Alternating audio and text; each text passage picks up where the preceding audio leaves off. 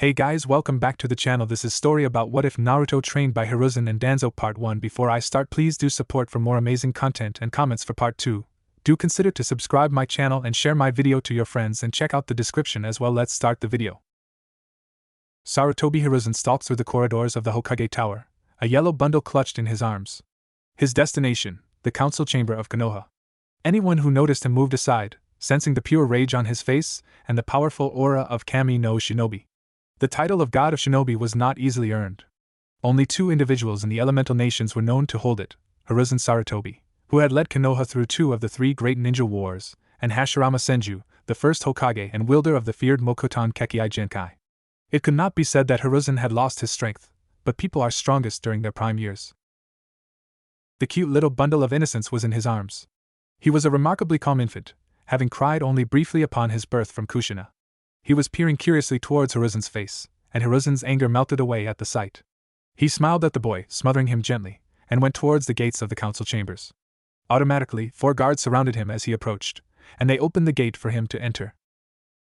Danzo Shimura, the Yami no Shinobi Darkness of the Shinobi, was a shrewd man who was also the former rival and friend of Hiruzen. In his prime, Danzo had started a shinobi foundation known as Na, aka Root. He was feared as well as respected throughout the entire population of Konoha. Danzo looked towards the civilian council. Scum, disgrace, greedy bastards. They were a bunch of power-hungry fools who only wanted to stash as much wealth as they possibly could. They had their seats through the trade that connected the elemental nations together. Danzo, himself, respected power. He once was a very ambitious man who wanted Konoha to be at the top of the elemental nation, but the death of his son, Sora Shimura, broke his will. It wasn't just the death alone, but Sora's last words. At the edge of his life, he said, the sacrifice was for the peace. Even an apathetic person like Danzo was stricken to his core when his son took out an entire battalion of 200 ninjas with his death, through a technique known as angle flash. Danzo abandoned all of his ambitions that day. Root was disbanded, and its agents were merged with regular ANBU Black Ops, yet he kept 10 agents for his own safety and as reserves. The civilian council was in chaos over the destruction caused by the Fox Demon. Hiruzen entered the room through double doors, 2 umbu stationed on each side. He set the boy in the arms of a cat-masked umbu, and went on to stand in front of the Hokage's seat.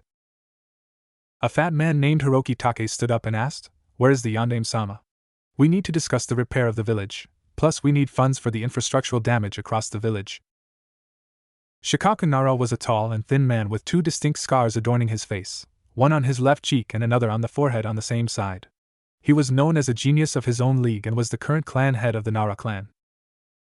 Standing up, he bowed to the previous leader before speaking. "Sandaime-sama, we need to discuss the losses of our shinobi we have incurred, as well as the need to deploy more guards across our village boundaries, so that no spy can exploit our weakened state for their benefit." Hiruzen looked at the council for a moment without any expression on his face and replied, "I am very sorry, and I regret to inform you this, but our Yondaime Hokage, Minato Namikaze, gave his life to defeat Kyuubi and seal it within a vessel." A pin-drop silence spread through the council chamber for a few minutes before some began to murmur, and others started to whisper about the loss. The silence was broken by a firm but experienced voice of Danzo Shimura. "What about his successor, Hiruzen?" "It appears that Minato hadn't chosen a successor before his untimely death. Therefore, I will be assuming the role of Hokage once more, and serve you until I choose a successor," Hiruzen stated confidently. "Very well, Sandaime-sama," Danzo said firmly, using the leader's former title to show his acceptance of the decision. Before any other civilians could speak, Satsuki Yakima interjected. She asked, "What about the repair costs? Who will pay for that? And what about the Kyuubi vessel? Who is it? How do we know it's safe to let it live? If the Yondaime-sama couldn't defeat it, then what will a damned seal do? Why shouldn't we complete what the Yondaime-sama started?" She glared at the yellow bundle with hate and disgust. This was what Hiruzen feared. He had hidden the identity of the Kyuubi's vessel due to the feelings of animosity borne by the villagers toward the monster. He knew the seal was safe, and any person with some knowledge in Fuinjutsu could confirm that. He also had full trust in his successor's skills. He contemplated for a moment and looked toward Danzo, who nodded firmly, signaling his support as a friend in this situation. Sandaime replied, "The boy is in safe hands with my umbu here, and the seal will lock up Kyuubi up for a long time within the boy's body. His name is Naruto Uzumaki, and he is to be treated as a hero of the leaf because of his burden." That caused 5 raised eyebrows, those belonging to Hayashi Hyuga, the clan head of the Hyuga clan. Suminazuka, the clan head of Inazuka clan, Fugaku Uchiha, the clan head of Uchiha clan, Naro Shikaku, commander of the Leaf Force and Hokage's strategic advisor, and Danzo Shimura. Hayashi was on the same genin team as Kushina, and knew there was only one Uzumaki in the village. Same could be said about Sum, who was a partner in pranks with Kushina and one of the three friends of the redhead. Fugaku's wife was friends with the Red Trouble. Naro Shikaku was a genius and just figured it out, and nothing was hidden from the Shimura clan's head. Soon after the announcement, an uproar echoed on both sides of the council. The entire civilian council supported the execution of the said demon. However, from the shinobi side of the council, 3 clans opposed the Hokage's decision. One was a lowly clan, second was the Kurama clan, lastly and most shockingly, the Uchiha clan. Enough! Hiruzen roared, and the entire chamber felt the aura of the legendary shinobi the next moment. All the people, except Danzo, were on their knees, sweating profusely, while most of the civilian councilors fell unconscious under the intense gaze of Hiruzen. Nico spoke fearfully to the Hokage. Hokage-sama, the boy is terrified. I request you to please stop this aura. The Sandaime glanced at the baby and saw the terrified expression on his face. The child had also wet his diaper. Hiruzen restrained his killer intent, and everyone unknowingly released the breaths they had been holding. The Sandaime glared toward Murakumo, the Kurama clan head, who flinched and lowered his gaze. However, Fugaku Uchiha looked directly back at the Sandaime and said, Hokage-sama, I do not mean to offend you. And I truly believe in the skills of our renowned Yondaime, but the boy is a burden and should be dealt with accordingly. We should either eliminate him or use him as a weapon. Fugaku Uchiha was a very ambitious and competitive man. He was the rival of Minato, more like a true enemy. He despised Non-Uchiha and coveted the mantle of Hokage, make no mistake, not for the peace or safety of the village, but for power. Yes, Fugaku Uchiha was a power-hungry man, and Hiruzen knew that Naruto was a source of irritation for the Uchiha clan head. Some Inazuka erupted in profanities at the proclamation of the Uchiha clan head. She was friends with the pup's mother, so this pup was a part of her pack, and she would not allow anybody to harm a single strand of hair on this boy's body. No, Naruto is safe and the Kyuubi's chakra is locked up safely inside the seal. As of today, Naruto's status as a Jinchuriki is an S-rank secret, and anybody found discussing it will be executed. Naruto will be under the regular and direct surveillance of top Umbu agents, and anyone who dares to put a single scratch on the boy will be executed publicly. Fugaku nodded, feigning neutrality on the outside, but from within he was seething. He wanted the last proof of that man's existence to be erased, yet he would do it indirectly at the right time. Ultimately, the members of the civilian council woke up and the discussions on various matters continued. After 4 hours, Hiruzen returned to the Hokage chamber, the yellow bundle in his arms. He gently placed the baby in the crib, delivered earlier by the all-masked Umbu, positioned in the office corner. He wanted to adopt Naruto, but his wife had died in the Kyuubi attack. His first son was an ANBU agent, and his second was going to be a part of the famous 12 guardian guards of Daimyo. He also had to carry out the duties of the Hokage. No, him adopting the blonde was not a possibility. The child's fate depended on 3 individuals. If all 3 refused to care of him, then he would place the boy in an orphanage. Hatake Kakashi, also known as Sharingan no Kakashi, gained his Sharingan from his late friend Obito Uchiha. Kakashi's father, the legendary Tsukumo Hatake, committed suicide by impaling himself on his famous sword, the White Saber. Kakashi's first teammate died in the cave near Kanobi Bridge, and his second teammate, Noera Rin, took her own life by impaling herself with Kakashi's Chidori. The only remaining tied to the village for Kakashi were Minato and Kushina, but they too have since passed away. Kakashi could not aid them because he was held back by Danzo's men. He was broken and wounded, as his only connection to the village was now in shreds. He might even leave the shinobi ranks and the village altogether. At first, he had joined the shinobi forces to reinstate the honor of his clan, which, according to his childish self, was tarnished by his father. But the death of Obito made him see the value of friends and his father's ultimate sacrifice. He wanted to protect his loved ones by serving the village's shinobi system, but now he had no one to protect. He was boiling with anger. Today, someone would face the fury of the last student of the Yondaime Hokage. He was filled with a deep, burning rage, a storm inside him because of the loss of his respected teacher. The Yondaime Hokage was a great man, remembered with sadness by many.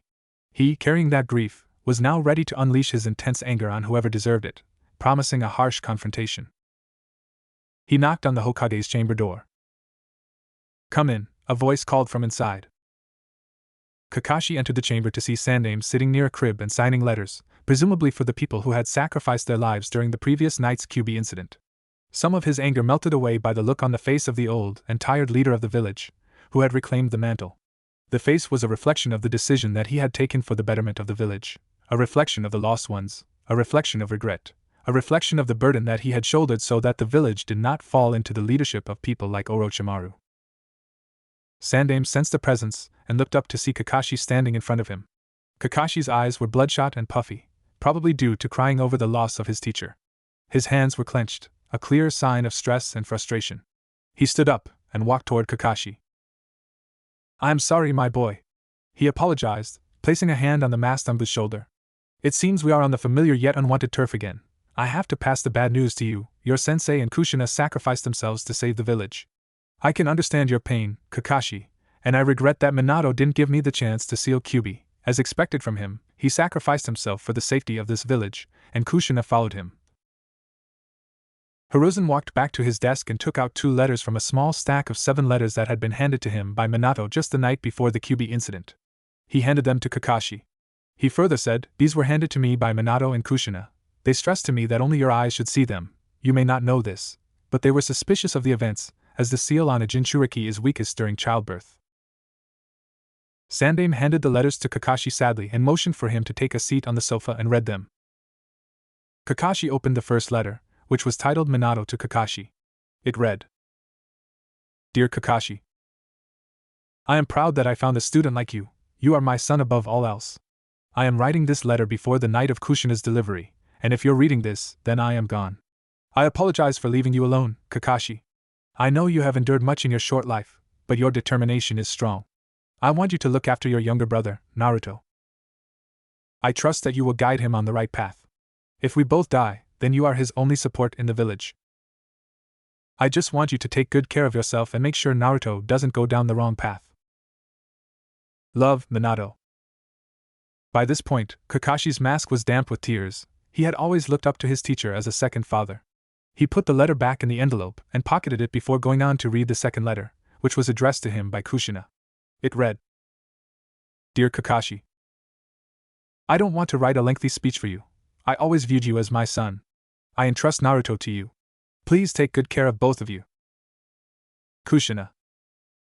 Kakashi knew that Kushina was not good at describing her feelings through words. She was truly a lovely woman and was the only one capable enough to keep his sensei in check. His train of thought went to the name Naruto. He looked up toward the face of the Hokage expectantly. Sandaime saw the various emotions playing across the silver-haired Umbu's face. Sadness, fondness, grief, and finally, hope. He looked up into Hiruzen's eyes, and Hiruzen understood what he was about to ask. He motioned him toward the crib. Kakashi, with shaky legs, got up and staggered over to the crib. Akashi peered into the small wooden bed. He almost felt a wave of fear seeing those deep blue eyes, so much like his kind teacher's, on Kushina's face. The little baby had 3 soft lines on each cheek and a bright patch of yellow hair on his small head. Naruto looked up at Kakashi with wide, curious eyes. Kakashi reached out his hand, wanting to touch the soft skin of the boy's face, but he quickly drew it back. A strange feeling washed over him, a mix of sadness and a gentle warmth. The child reminded him so strongly of his beloved sensei, it was almost like looking at a tiny ghost. Sandaime watched the scene with a small frown. He now understood that Kakashi was not in the right mind and couldn't take care of himself, or this child. Moreover, if Kakashi was this messed up, then he didn't want to know what would be the state of Jiraiya after he came to know about this whole incident. Yes, the second person on the want to confirm list was Jiraiya, a figure of immense renown and complex connections. He was not only one of the prized students of the wise Hiruzen, the third Hokage, but also a distinguished member of the legendary Sannin, a trio of ninja whose power and influence shaped the very landscape of the shinobi world. Furthermore, Jiraiya held the significant role of sensei to the brilliant and self-sacrificing Minato Namikaze, the fourth Hokage, a bond forged in respect and mentorship. Adding another layer to his involvement, he was the designated godfather of the newborn Naruto, a responsibility he now considered with a heavy heart. He walked towards Kakashi and placed his hand on Kakashi's shoulder. "Kakashi, I know he is your last hope and connection to your sensei, but right now you are not in the right state of mind to take him under your care." Kakashi's eyes widened, and he looked toward the face of the Hokage. "But we both are brothers in everything but blood," Kakashi said. "I will take good care of him. Please let me have his custody." The Hokage looked sympathetically towards the boy and said, I am sorry, Kakashi, but I can't do that. You aren't in the right state of mind to take care of him. I understand your reasons and respect them, but you should also consider my reasons. However, fear not, Kakashi. I'm not going to separate him from you. You will be his guardian. And I am assigning another shinobi to look after the boy, clarified Hiruzen. He signaled his Umbu with a subtle hand movement, and instantly, one of them materialized before him, kneeling respectfully. Bring me the new recruit from the Chunin department. She was recruited yesterday, he ordered. 5 tense minutes passed before the doorway yielded a figure.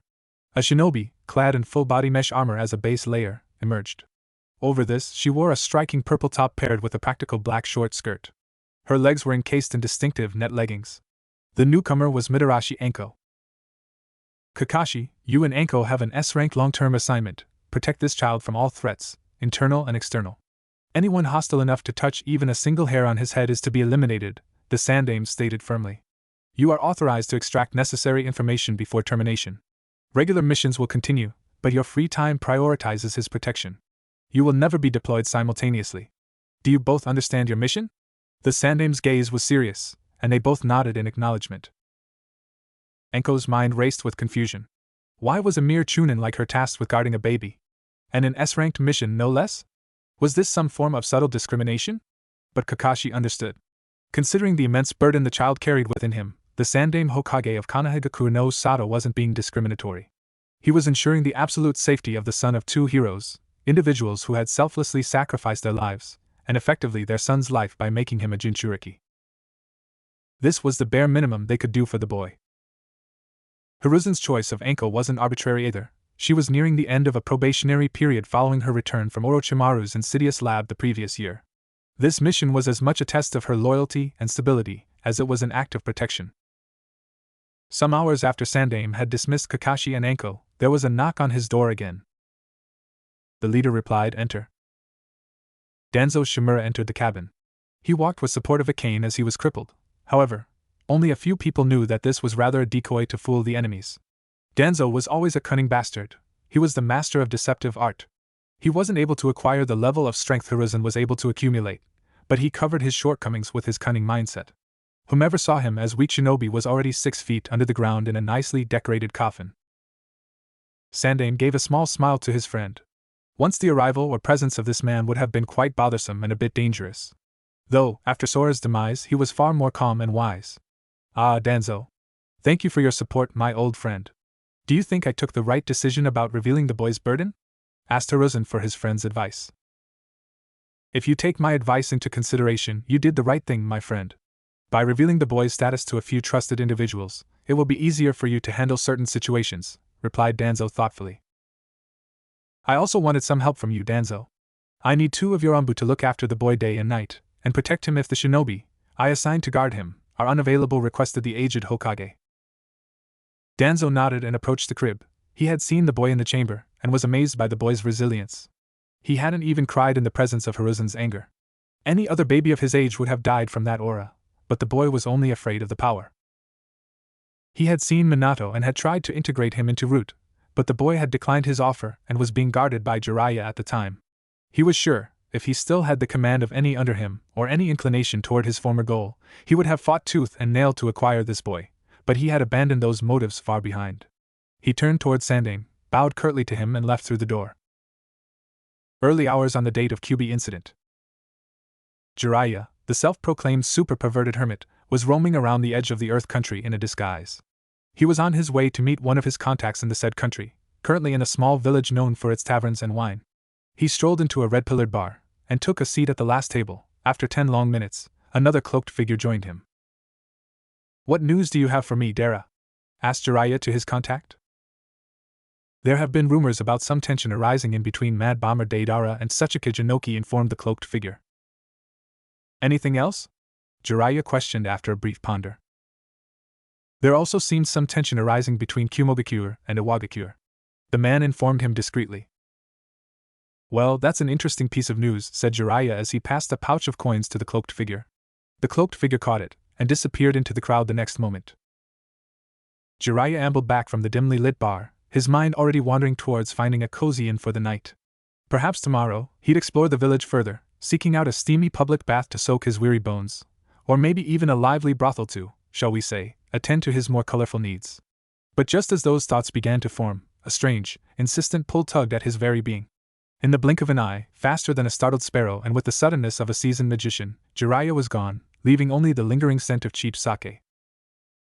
Jiraiya landed with a thud on the wet soil of empty Mayaboku. Standing in front of him were two familiar entities, Ma and Pa, the elder sage toads of the Toad Summoning Clan.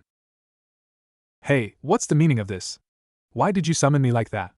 You could have sent a toad to inform me," Jiraiya asked, pointing his finger at the two toads. "The messenger toad would have consumed unnecessary time to reach you, and the situation is urgent. Great Toad Sage Gamamara-sama has awoken up, and has a prophecy for you to hear," Fukasaku informed him sincerely.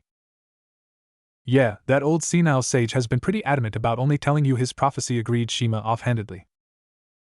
This caused a bickering riot between the two toad sages regarding the conduct toward the ancient toad. Jiraiya just sweat dropped and went inside the cave, ignoring them both, grumbling about old mad toads and a senile Gamamaru.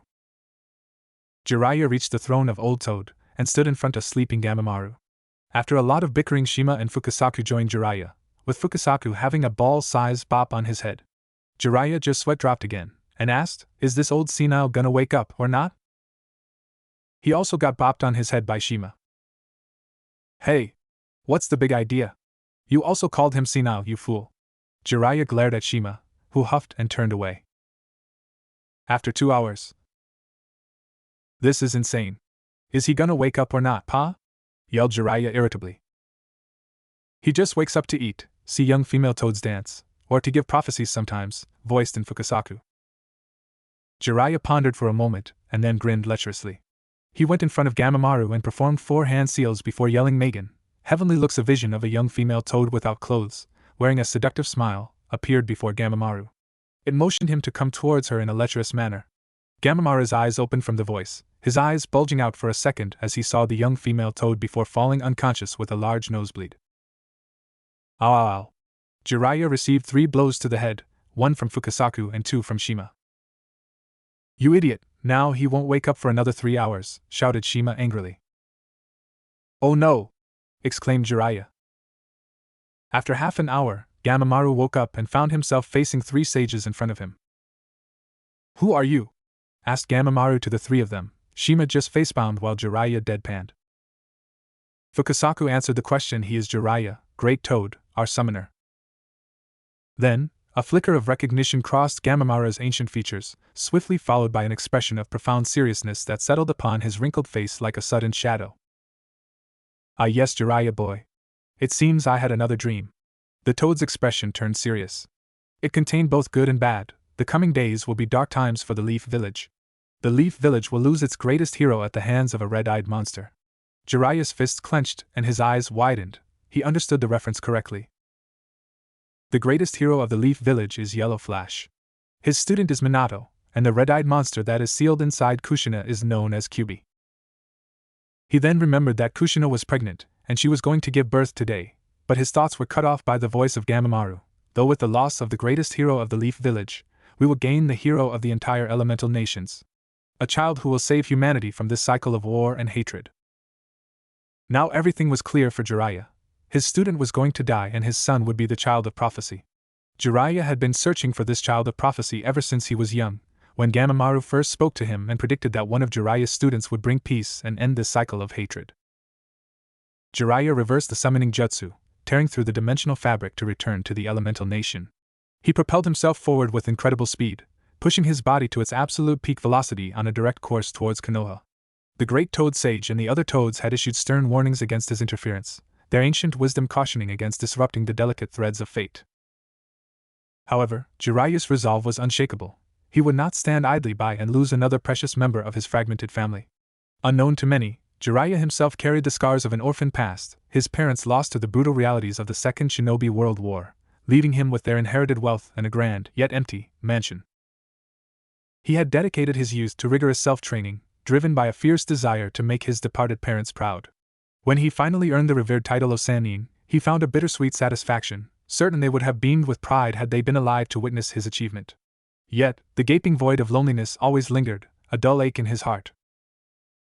He had briefly attempted to fill this emptiness by caring for the war orphans in Amigakure, pouring his energy and resources into their well-being, only to be forced to abandon them due to pressing security concerns within Konoha. Years later, the devastating news of their demise reached him, deepening the existing wound. He then channeled his focus and unwavering dedication into Minato, nurturing his prodigious talent, pushing him to master every facet of the ninja arts, including the intricate complexities of Fuinjutsu. Minato had surpassed even his own considerable abilities, blossoming into a ninja of unparalleled skill and strength. Jiraiya loved Minato as the son he never had, finding a measure of solace and happiness in his surrogate family. But now, a new crisis loomed, threatening to shatter the fragile peace he had found, and his protective instincts roared to life. 14 hours after Kyuubi incident. A white blur passed through the Konoha gates. The gate guards didn't need to check the individual's identity, as there was only one man who wore red and green robes and had white spiky hair: Jiraiya, of the legendary 3. He was running at full speed until he saw the devastation of over 1/5 of the Leaf Village. The repair work was underway. Jiraiya headed directly for the house of his student, which was located on the outskirts of the forest at the top of Hokage Mountain. His fear increased exponentially when he saw the seals placed by Minato, the blood seal and the chakra seal, which would only react to the Namikaze bloodline. Jiraiya entered the Hokage office, thinking maybe Minato had simply moved into the office for added security, but was disheartened when he saw his old sensei in Hokage robes looking worse than ever. "So it's true then, they have sacrificed themselves to protect this village, and sealed Kyuubi in a vessel?" asked Jiraiya with his eyes boring holes in the floor of the office. Hiruzen has sensed the chakra of his student when he had entered the village gates, and was waiting for him to come to the office. "I am sorry, Jiraiya, I tried to reason with him to let me do the sealing, but he was adamant about sealing the Kyuubi," Sandaime stated remorsefully, looking at his student. "I know, sensei," Jiraiya replied emotionlessly. "I need time alone for a 2-year mission, evidence on Orochimaru, and a new mercenary group with other S-ranked shinobi." Jiraiya's voice remained emotionless, but Hiruzen caught the subtle twitch in his hand, indicating regret and guilt. "I know this isn't the right time, but could you please just take a look at the vessel's seal and confirm that it's secure?" asked Sandaime, motioning toward the corner of the room where the crib lay. Jiraiya tried to say something, his mouth opened and then closed, but he just closed his eyes and nodded. Hiruzen motioned him toward the crib, and Jiraiya went near it. Just like Kakashi, he was stunned and aghast. In front of him was a mop of yellow hair and blue eyes on the face of Kushina Uzumaki. "Is he there?" were only words that Jiraiya can muster up to say. "Yes. Isn't he a replica of them, Jiraiya? He has Minato's hairs and eyes, with Kushina's face." Hiruzen agreed softly. He asked hesitantly, "Can I touch him?" Hiruzen nodded positively. Jiraiya took the baby in his arms, finding it to be a healthy boy. Jiraiya felt a pull from the boy, who looked at him happily as if he knew him. The moment was interrupted by the soft yet firm voice of Hiruzen. "He is all yours, Jiraiya," the old Hokage informed him. "As your godfather, you are his first guardian. Therefore, you must make all the decisions for him until he becomes a shinobi." But isn't she also one of his godparents? What if she wants his guardianship? Beside, I can't travel and run a spy network with a kid in my care," contemplated Jiraiya.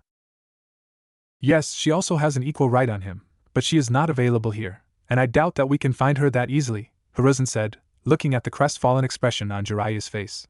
"Don't worry, I won't force his care on you. He will be sent to an orphanage, and I have deployed 3 ANBU and 1 Chunin for his protection. Additionally, I will take an equal part in his upbringing. I can do that at least to repay Minato for his bravery and sacrifice. I will come regularly to check on him and become his first guardian when the time is right. But sensei, don't disclose his relationship with me, keep his files and other documents secure. IWA or Kuma would do anything to get their hands on him. He should be protected like no one else. Can you at least tell me who are the Umbu that will look after him?" questioned Jiraiya seriously. Yes, one is the last student of Minato, and a new recruit named Anko, while the other 2 are root Umbu, and they will only take action if the first 2 are unavailable," Hiruzen explained. "You are deploying root after my godson. They will try to use him or kidnap him. You very well know what Danzo wants and what are his aims," Jiraiya yelled with a rage-filled face. "Keep your voice down, Jiraiya," Hiruzen reprimanded sharply. "Danzo has promised me to help and protect the boy. He also supports my decision. After Sora's death, he is much calmer and wiser than before. He will not attempt anything like that, for he knows what I am capable of," Hiruzen said with a firm and strict voice. Jiraiya nodded, kept the boy back in the crib, glanced a last time toward the boy and left through the window. Hiruzen just nodded and returned to his paperwork for the day. Naruto had to be kept safe. The legends of his father were enough to endanger his life from enemies. He would be named Naruto Uzumaki, and not Namikaze. 5 years after the Kyuubi incident. A lonely 5-year-old boy with striking golden blonde hair and 3 peculiar whisker-like marks etched on his young face walked along a secluded stone gravel path, a route deliberately chosen to avoid the prying eyes of the civilian population. This hidden way was primarily known and utilized by the village's shinobi, who frequently traversed its short length to save time. If anyone inquired about his preference for this isolated path, he would simply express his aversion to the constant stares and hushed whispers that followed him, sensations that invariably made his small heart clench with discomfort. Sometimes, a profound and unsettling feeling would wash over him, a sense that he didn't quite belong within the bustling heart of the village, although the truth was the very opposite. His infant life had been unknowingly sacrificed for the ultimate safety and well-being of this very place.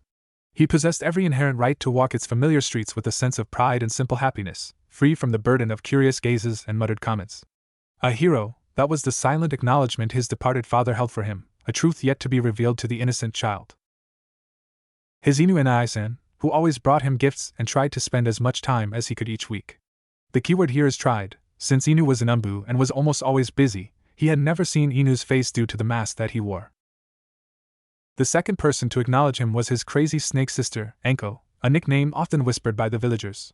From the earliest flickering of his memory, Anko had been a constant presence in his young life, a steadfast guardian in a world that often felt cold and indifferent.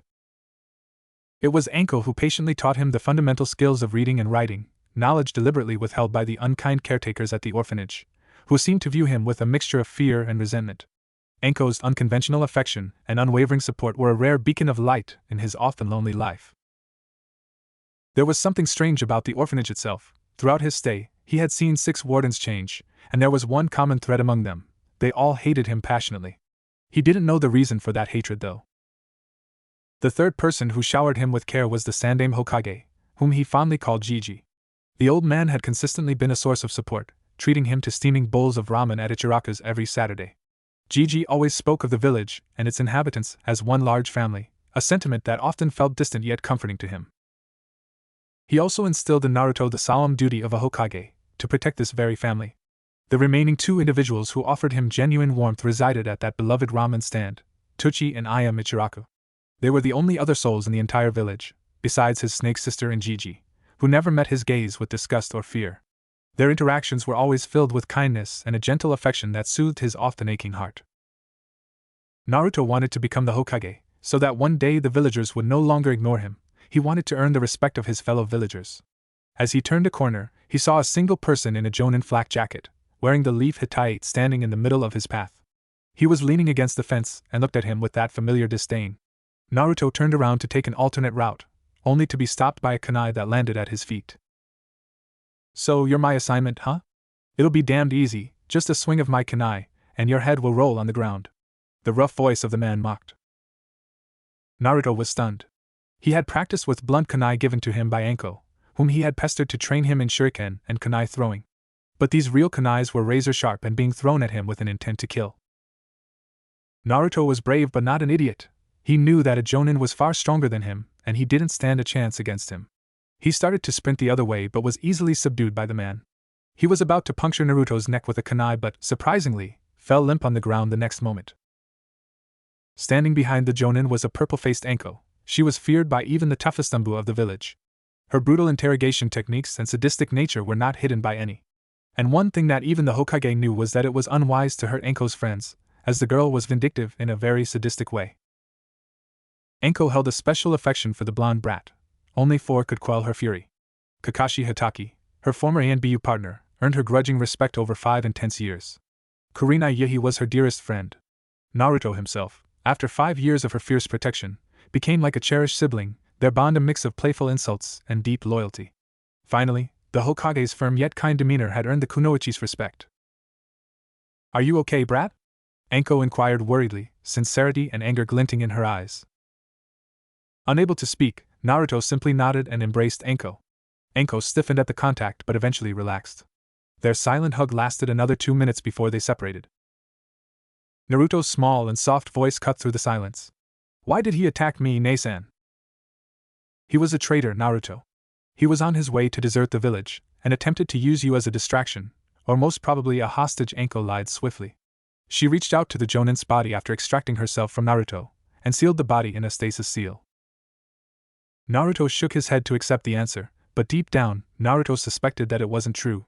He couldn't explain how, but he could sense and feel others' emotions, even if they were trying to hide them, like Gigi always felt guilt and love when interacting with him. Ini Nisan felt hope and comfort around him, and Anko Nasan felt happiness and satisfaction by his side. Naruto's musings were cut short by Anko's voice. By the way, what are you doing out here so late, Gaki? Don't you have to return to your orphanage? Naruto just hung his head and shook it sadly. The mean lady at the orphanage said I was no longer welcome there, and should find another home. That bit Anko started to curse the foul lady but halted, noticing Naruto was still there. The last time she had cursed around Naruto, he had repeated it in front of the Hokage, and Anko had received a good lesson on how to properly behave around children. Let's go and see Hokage-sama then, he will surely have a solution for this, conceded Anko after contemplating for a moment. Half an hour later, there was a knock on the door of the Hokage's chamber. Enter, replied the elderly leader. The Sandaime looked up from his towering paperwork as the bright yellow of Naruto and the stormy expression of Anko entered his chamber. The late hour and Anko's obvious displeasure immediately signaled to the Hokage that something was amiss. Hey Gigi? Naruto chirped and jumped up on the old man's lap, settling comfortably. Hi there, Naruto-kun. What brings you here, my boy? Asked Hiruzen with a chuckle. In the response, the said boy only hung his head. Sandaime instantly understood that this time something seriously bad has transpired in front of the young boy. Even after the announcement of the S-rank secret on the boy's status, some bastard from the council had leaked the information about the boy's Jinchuriki status, and then started a series of assassination attempts on the boy. The last one being this Jonin, who was contracted by a civilian councilman. Sandaime flashed Anko a questioning gaze. In response, she made a discreet sign for fake explanation and explained the situation to the village leader. It still doesn't answer why you were outside. Shouldn't you be in the orphanage at this time of the day? Asked the Sandaime Hokage anxiously. It wasn't safe for Naruto to roam around the village at this time of the day. Naruto said sadly, the mean lady wouldn't let me enter. Oh, that's unfortunate. Care not, Naruto. I will look into this matter personally and will arrange a different accommodation option for you. Until then, go rest in the 4th room from here, said the Sandaime, frowning a little. Naruto muttered something under his breath and climbed down from Hiruzen's lap before walking toward the gate of chamber. What did you say, my boy? Asked Hiruzen softly. I want you to train me to become a strong ninja just like you, Gigi. I was scared when that man attacked me, and couldn't move. Please train me. Next time, I don't want to freeze or have to rely on anyone else for help, said Naruto determinedly. For a moment, Hiruzen saw a vision of a similar-looking blonde with the same pleading expression, begging for the permission to enter the war. Hiruzen pondered on the request. Naruto was a brave, determined, and smart kid. Hiruzen was sure that one day Naruto would even surpass his own father. It would cause a lot of disarray in the council, as they didn't want Naruto to become strong, but Hiruzen had firm control over them and would rule over their bickering. I will see to it, my boy, Hiruzen stated, nodding to himself. Naruto nodded and left the chamber towards his assigned room. Sandaime returned his attention to Anko and asked her to explain the real story behind the whole fiasco. After a brief recounting of the events of that evening, it appeared that the Jonin was Yuri Akasura, a low-level Jonin who had qualified for the Jonin exam last year in Takigakure, securing 5th rank in the final round. He was given this assignment by Hakudo Yasuda, a man who managed the steel trade and held a position on the council. However, Yasuda was already on the list of people suspected of treason. Sandaime ordered her to keep the Jonin alive as evidence against Yasuda's crimes, and dismissed her. It was risky to keep Anko with him while he interrogated the man. She was brutal and somewhat brash when it came to the safety of her loved ones. Hiruzen bent down to the last drawer of his desk, and took out a scroll with red corners and green ribbon tied to it. He opened the scroll, which was littered with various kanjis and seal arrays. He cut his finger and spread a little amount of blood on the scroll, and made 5 necessary hand signs. There was a puff of smoke and a red toad with green stripes and purple lips appeared out of it. I want you to take a message to Jiraiya. Tell him that he needs to make some important decisions regarding his godson. I want him in my office by tomorrow evening, or else, I will strip him of his privileges, and force him to complete 25 D-ranked missions. Hi, Hokage-sama, croaked the toad, and vanished in a puff of smoke. With the hand seal, Hiruzen summoned 2 Umbu agents who appeared before him, their voices echoing, "Hokage-sama. Inform all the councilmen to gather in the chamber in half an hour, and arrest the warden of the orphanage. I want her sent to Ibiki Marino," ordered Sandaime. Both the Umbu vanished after nodding. "Nico, unseal the prisoner outer scroll and bring him to the chamber in half an hour." He tossed the scroll that was caught by the said Umbu. She nodded in confirmation, and receded back in the shadows. Half-hour later in council chamber. Both sides of the council was assembled and were murmuring about the sudden call from the Hokage. The Hokage entered the chamber, followed by 4 Umbu agents and a 5th, cat-masked Umbu who trailed behind them with a handcuffed man. The shinobi side of the council was confused by the sudden appearance of a bound man, although it was evident that the man had committed a heinous act to be brought before the council for jurisdiction. Sandaime took his place on the seat of Hokage, and began addressing the council. "As you all know, I have called this urgent full-body meeting. I believe you all remember about Naruto Uzumaki. His status was to be kept secret from the people outside this chamber, yet someone from this council leaked that particular information, endangering one of our village's residents," he said with disappointment clearly in his voice. "As a result of that, there have been several attempts on the life of the little boy. Though, all the attempts were dealt with by the Umbu guarding him. I stand here, disappointed, as someone from this very council dared to hire a jonin to kill him," he thundered. Several sharp gasps rippled through the gathered onlookers, and hushed whispers immediately spread among them, a wave of murmuring curiosity. Among the crowd, one individual was utterly disappointed, another was unnerved, and the last one was fuming with anger. Danzo was disappointed with the stupidity of the people who tried to kill the vessel. He didn't have any special connection to the boy, yet he couldn't deny that the boy had strong blood running through his veins. He had the capability to become a strong shinobi. Hayashi Hyuga frowned. He didn't know the Uzumaki boy personally, but the boy's mother was his teammate and a good friend who had helped him on numerous occasions. The enraged woman exploded in a torrent of profanity. "I will rip off their arms and feed them to my dogs. Tell me who harmed Naruto, Hokage-sama. I will rip off their balls." Tsume's ranting was stopped by a firm hand over her mouth. The Aburame clan head was the only one brave enough to take such a risk with the Inuzuka clan matriarch. "Apologies, Hokage-sama. She is merely scared for the boy. We all are. She is just straightforward about her feelings." Aburame Shibi apologized. "I certainly don't hold her reaction against her, Shibi. On the contrary, I would like to offer her a chance to do what she transpired when we catch the culprit behind this plot," Hiruzen responded calmly. This elicited gasps throughout the chamber. The Hokage was practically allowing Tsume to carry out her threats, which demonstrated just how seriously the village leader took this issue. Danzo's voice cut through the whispers nevertheless. "Who is responsible for the attack, Hokage-sama?" "That's what I also want to know," Hiruzen replied swiftly. He signaled to Nico, "Bring out the prisoner, Nico, and ask him who gave him the assignment." Nico brought the prisoner forward. "Who gave you this assignment, Yuri?" Haki Hakudo Yashuda the Jonin blurted out fearfully. The captured man, attempting a desperate escape, found himself instantly immobilized by the swift movements of the Umbu agents stationed within the room. However, before any questions could be posed, a sudden, chilling click echoed as his teeth clenched. His body then went completely limp, a disturbing froth bubbling from his mouth. The silent, rapid poisoning left the assembled individuals in stunned silence, the opportunity for immediate interrogation vanishing with his final, involuntary act. The Umbu agents exchanged grim glances, the ease of his demise a stark indication of a deliberate and well-executed plan to evade questioning. Nico moved quickly and checked his pulse, but the answer was clear: he had used some sort of poison to avoid interrogation. The Umbu guard present there checked his mouth and found traces of purple poison on his tongue. Sandaime motioned for her to take him out of the room. The culprit committed suicide out of fear of punishment or further disclosure, Hiruzen stated neutrally. "Carry that man to Anko, or Inu, if he is present," he ordered one of guards, who nodded and went off to carry his order. The meeting was adjourned and the Sandaime Hokage of Konohagakure moved back to his office to complete the mountain of paperwork. The next morning, Hiruzen was seated in his chair, signing some papers pertaining to the circulation of weapons within the village, when a familiar chakra signature landed outside his window. The window opened, and Jiraiya jumped inside the office. "Hey, sensei!" Jiraiya waved his hands in the air as a greeting. Hiruzen facebombed at his student's lack of etiquette. Jiraiya wouldn't be Jiraiya if he became too serious. Nonetheless, he explained the situation regarding Naruto's security and the orphanage. To say Jiraiya was angry was an understatement. He was livid and was ready to kill the person responsible for this, but was calmed down by Hiruzen after he informed him of the events of the previous day.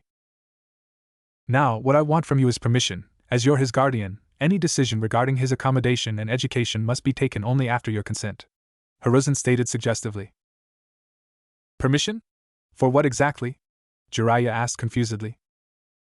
For two things. First, I will give Naruto an apartment in the non-shinobi area. As his father's account has been frozen due to not having an official heir, the apartment is small but comfortable for use, explained Hiruzen, but was interrupted by Jiraiya before he could state the second need. No, my godson will not fend for himself and live in a paltry apartment. I have chosen a house in the shinobi living district. I will buy it. You'll give it to the gaki, and all his expenses are to be managed through my account, Jiraiya said in a firm voice and handed a piece of paper to his sensei. Here, this is my account number and details. However, only you are to know about this, and you are the only one allowed to use this. At least you're a responsible godfather, Jiraiya, Hiruzen said proudly. And as I was saying before your interruption, the second need is that of training him, Hiruzen added, placing the parchment into one of the file on the desk. I want to take him as my apprentice, and teach him in the way of shinobi life, he stated. Jiraiya was shocked. Hiruzen Sarutobi had never taken an apprentice in his entire life. His genin team was a tradition that was to be followed by every jonin of the village, and to take such an interest in little Naruto was quite surprising. He pondered for a moment, but nevertheless agreed to sign the required form. He himself wanted to train his godson, but his sensei would nurture the boy ideally. It was a bitter irony. He was supporting his sensei to train his godson, when he and his teammates hadn't fared best in their own lives, even after being trained by the same man. That's done. Anything else you want to discuss about sensei? Jiraiya asked impatiently. Yes, there is another issue regarding him that I would like to discuss with you, Hiruzen said as he placed the papers in the same folder he had put the account details in. As you may already know, Enma and his family have vowed their allegiance to the Sarutobi clan, and they will not accept a shinobi from any other clan. Hiruzen paused for a moment before continuing. The dilemma arises when it comes to him signing the contract. You don't need to worry about that, sensei. I have already thought of adding that brat's name to the Toad summoning contract. You can teach him all about summons and their support in battles. Jiraiya replied back. Call him here. I will retrieve the scroll in meantime, he added. Sandaime signaled an Umbu to call Naruto. 2 minutes later, the door to the Hokage chamber opened, and the young boy entered leisurely. Jiraiya peered at the boy in front of him and was stunned by the similarities he shared with his parents. As the days passed, he grew more confident in his decision. Hey Gigi, what you got there for Naruto started but halted his words when he noticed the big man with white spiky hairs, dressed in a red and green obi, standing next to Hiruzen. Naruto-kun, the Sandaime began, I have some good news for you. He stopped, however, noticing Naruto's curious gaze fixed on Jiraiya. Jiraiya, too, felt a bit nervous under the intensity of the blonde's gaze. Well, Naruto-kun, I see you're interested in learning more about this man, Hiruzen said, gesturing toward Jiraiya. This is Jiraiya, my student and your godfather. The Sandaime had decided to reveal his identity to Naruto. After all, Naruto deserved a family, a chance to form some bonds. Naruto's eyes widened for a moment before quickly darting to the floor. What do you need from me, Gigi? If it's not something important, then I must go, he said. I will be in my room if you need me. He shut the door behind him as he exited the chamber. Jiraiya, you should go and talk to him. He's likely sad because you didn't try to reach him earlier. He has always been bullied and hated in the orphanage. I believe that if Kakashi, Anko, or I hadn't intervened in his life earlier, he would have turned out totally different, even resentful, I must say. It will be better for you both if you talk to him yourself and also inform him about his living arrangements and training, Hiruzen encouraged him, patting him on the shoulders. He stopped in front of the room Naruto had been assigned, and knocked on the door. I don't want to talk, Gigi, came a short reply. Jiraiya opened the door quietly to find Naruto sitting curled up like a ball on the bed. He took a seat beside Naruto, who looked toward him but didn't say anything. Jiraiya placed his hand on the boy's head and said, I am sorry, kid. Your father's death was a pretty big shock for me. He was more of a son to me than anything else, and you are just a perfect replica of him. I was unable to handle it all in such a short span of time, so I took some time off to rein in my emotions.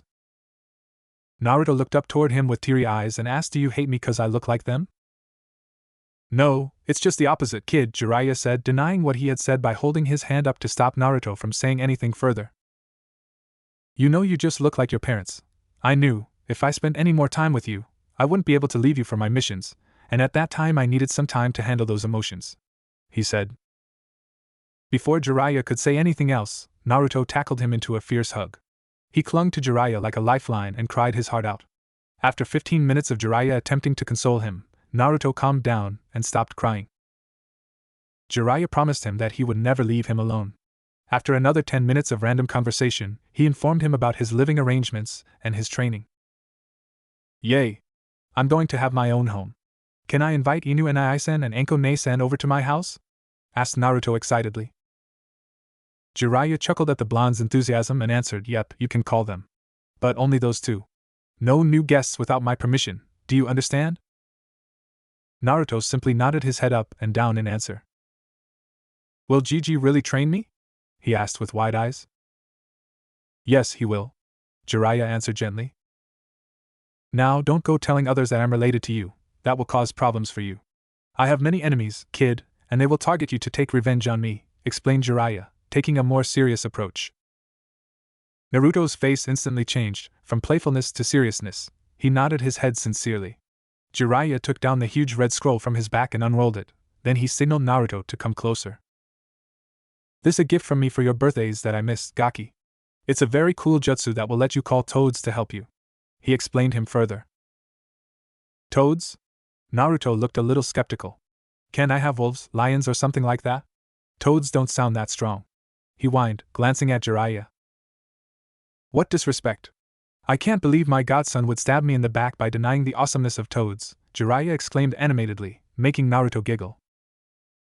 "I am sorry, but I still don't think toads are that cool," Naruto proclaimed with innocent eyes.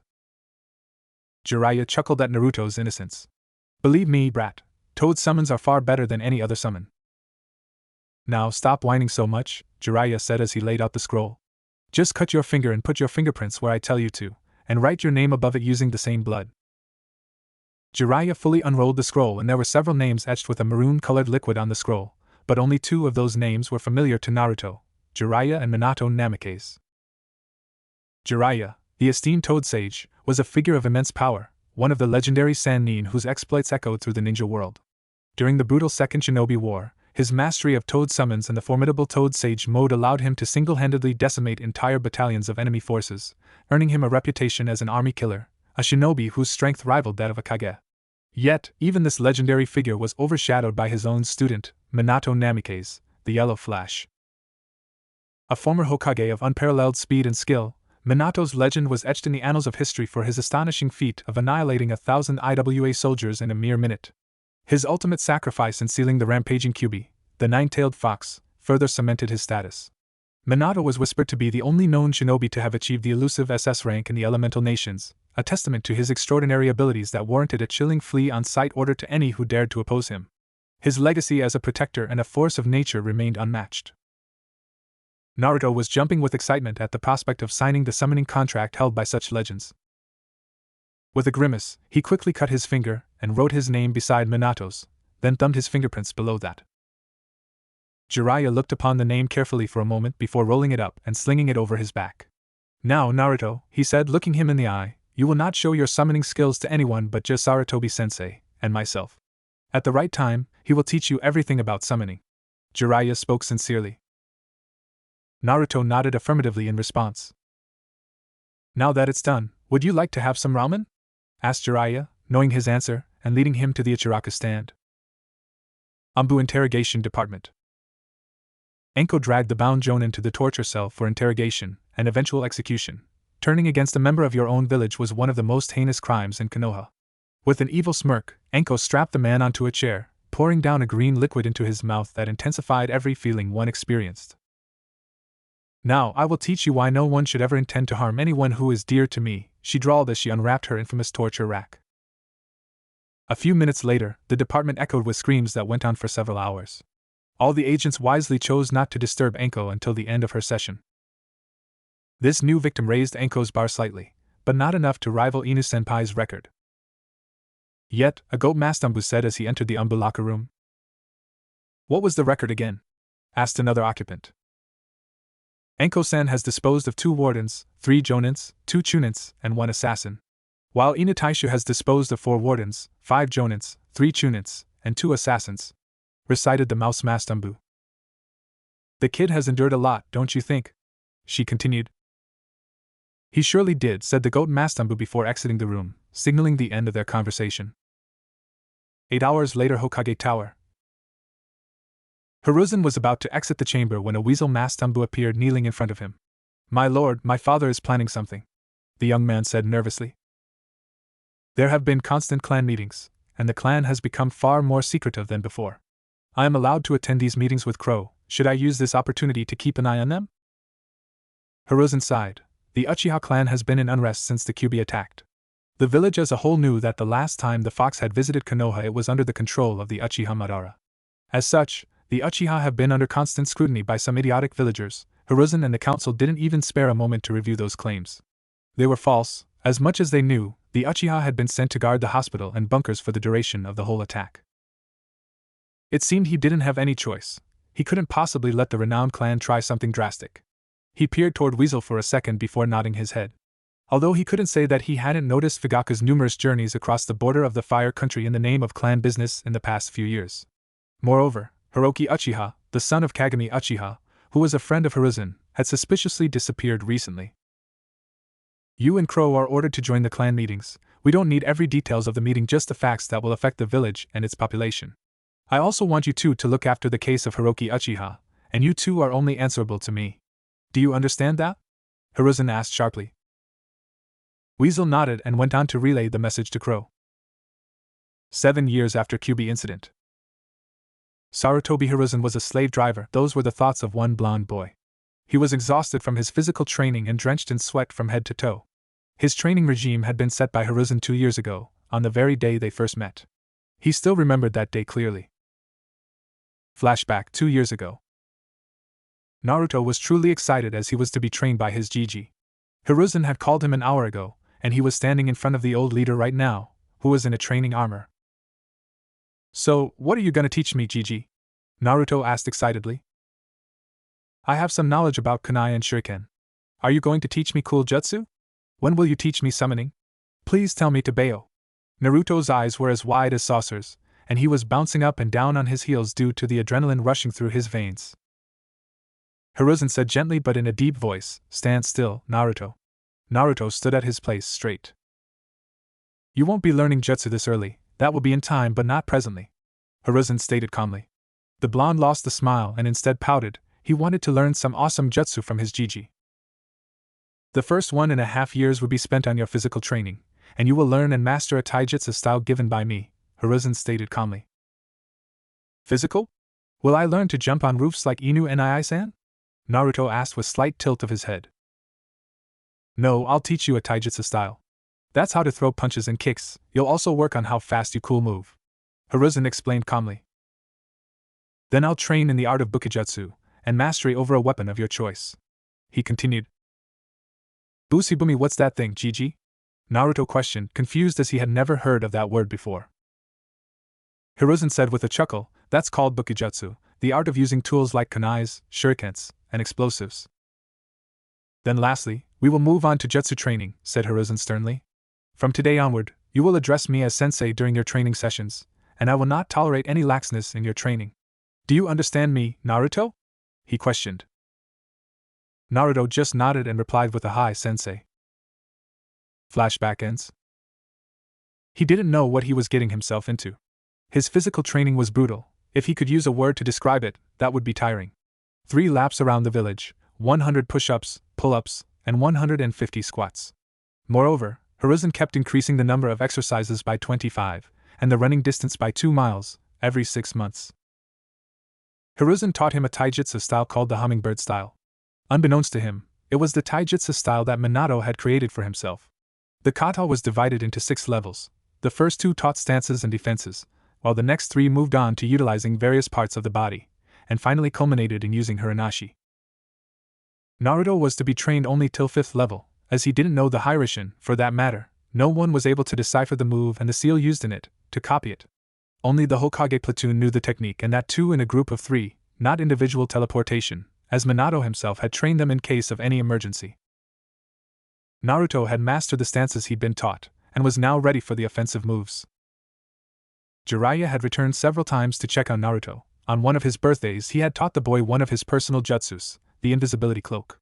He had predicted Naruto would use it to peep into bathhouses, but unlike him, Naruto used it for stealth training. It was an useful jutsu for sneaking in and out of places as long as one could be silent enough. Jiraiya had also changed Naruto's dressing style. Naruto now wore a half-sleeve black tee with the Uzumaki clan's crest on the front, black pants, and blue shinobi sandals for training. For regular use, he wore a white tee instead of the black one, and an orange half-jacket over it. Hiruzen had started Naruto's weapon training months ago. After correcting his stances and accuracy in throwing shuriken, kunai, and other projectiles, Hiruzen had asked him about the choice of weapon he would want to learn. Naruto, quite stubbornly, asked Hiruzen to train him in bojutsu as he wanted to look cool like his sensei. He had completed stance training and was now moving on to guard positions for the said weapon. It was 5 o'clock in the evening, and Naruto was returning to his home. Hiruzen had given him an early leave as he was busy with some essential meetings. Naruto was still in his training clothes, and a wooden bow staff was wrapped in black cloth and tied to his back. He was passing by an alleyway when he heard voices behind the fence. His curiosity got the best of him, so he went on to check it out and found that 3 boys were picking on a lavender-eyed girl.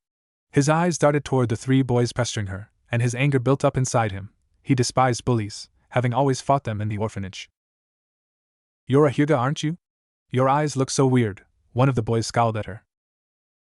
"Yeah, they're all arrogant, and have weird white eyes," said another boy beside him. "I didn't do anything," said the timid voice of the little girl. Hinata was afraid. Her guard had gone to drink tea, leaving her to play on the swings. Suddenly, these 3 boys came around and started to push her around and berate her.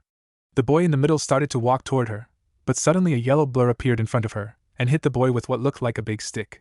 The boy was on the ground, clutching his abdomen. "Hey, who are you? Why are you hitting us?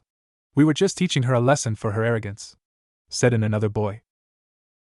This broke the chain of thoughts running through Hinata's head, and she looked up. In front of her stood a yellow-haired boy wearing an orange jacket and black pants. He had a large stick in his hand and was standing in front of her protectively. "Leave her alone, and don't try to bully her again, or you will be taught a lesson by the future Hokage of this village," declared Naruto, determined. "Look here, Rika, someone is trying to play a hero. A Hokage wannabe, let's teach him a lesson," said the third boy. "Yeah, let's beat him up," Shiba agreed, the now recognized Rika. "Yeah, bring it on, Tebeo," Naruto challenged them, taking his stance. The boy named Rika tried to punch him in the face, but he ducked underneath his fist and hit him in the abdomen with his wooden staff. His other friend tried to help him by grabbing the back of Naruto's jacket. The blonde retaliated with an elbow to the boy's face. Both the bullies were now on the ground, clutching their respective abdomens and faces where they had been hit. He turned around and smiled at the pale-eyed girl, extending his hand to help her up. Hinata took his hand and pulled herself up, thanking him shyly for his help. "Could I help you reach your home, Mom?" asked Naruto as he tried to get her name. "Hi, it's Hinata Hyuga," she answered timidly, looking down. "Hinata? That's a nice name, Hinata," Naruto complimented her with the iconic grin on his face. "By the way, my name is Naruto Uzumaki," he introduced himself. "Where do you live?" "Thank you. I live in the Hyuga Manor, Naruto-san," Hinata replied meekly. "Don't call me San, just Naruto is fine. So yeah, let's go, Hinata." He held her hand delicately and led her toward the big mansion that he had seen quite a few times. It had the word Hyuga written on its front in a large font on a board. His gentle yet firm touch caused her face to turn red, and her mind went blank for a few seconds. They reached her house after a short travel of 15 minutes. He let go of her hand and smiled at her. She bowed her head and said a thank you before running inside clumsily. "You're hunting princesses at this age, Gaki," came the amused voice of the one and only toad sage, Jiraiya. "Impressive." Naruto turned around and glared at him for his comment, but nonetheless tackled him in a hug. "How many times do I have to tell you to not do something like this in public, Baka?" Jiraiya scolded him fondly. "Let us go to your house, brat," Jiraiya said and held on to Naruto's hand to vanish in a seamless shunshin, only to reappear in Naruto's living room. They both failed to notice a Inu Mastumbu operative observing them, and smiling behind his mask. Naruto exclaimed, "Eroaji, what are you doing here?" at the sudden appearance of his godfather. A tick mark appeared on Jiraiya's forehead. "Hey! Don't call me that, you brat. I have come here to sign some papers for you. Don't you remember you're going to be enrolled in the academy next year?" "Yes, I remember that. I just didn't know you had to sign documents for that. By the way, I am going to be the best graduating genin the academy has ever seen, Tibeo, Naruto declared excitedly. Naruto was a very smart and observant boy, yet he still had his excited, loud-mouthed moments. However, during his training or sparring against Anko or Hiruzen, he was completely focused on the task. It sometimes unnerved Jiraiya that the brat could shut off his loud-mouthed side while training. Minato used to do something similar, albeit at a much older age. That's what I am here to discuss with you, Gaki. Jiraiya took a serious tone on the subject. You need to hide your skills and use deception at the academy. I want you to fail 2 or 1 of the annual exams in the first 2 years.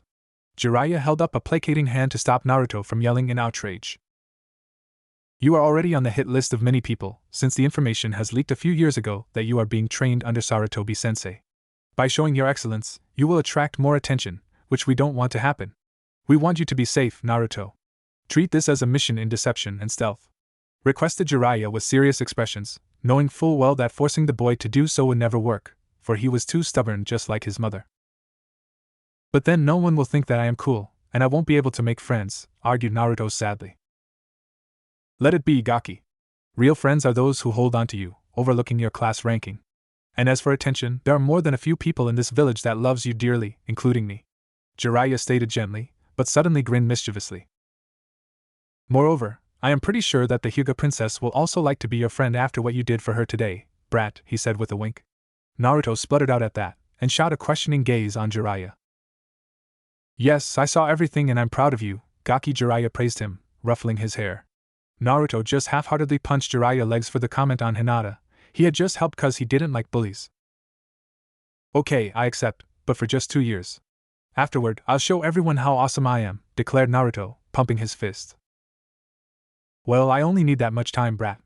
You will be able to protect yourself after 2 more years of training from Sarutobi-sensei, to a certain extent. Besides, Kakashi and Anko are always present for you, mused Jiraiya. Now let's go to Ichiraku's. My treat today. Jiraiya chuckled at Naruto's speed to the ramen stand. The boy was too fond of the dish, similar to Kushina. 6 months later.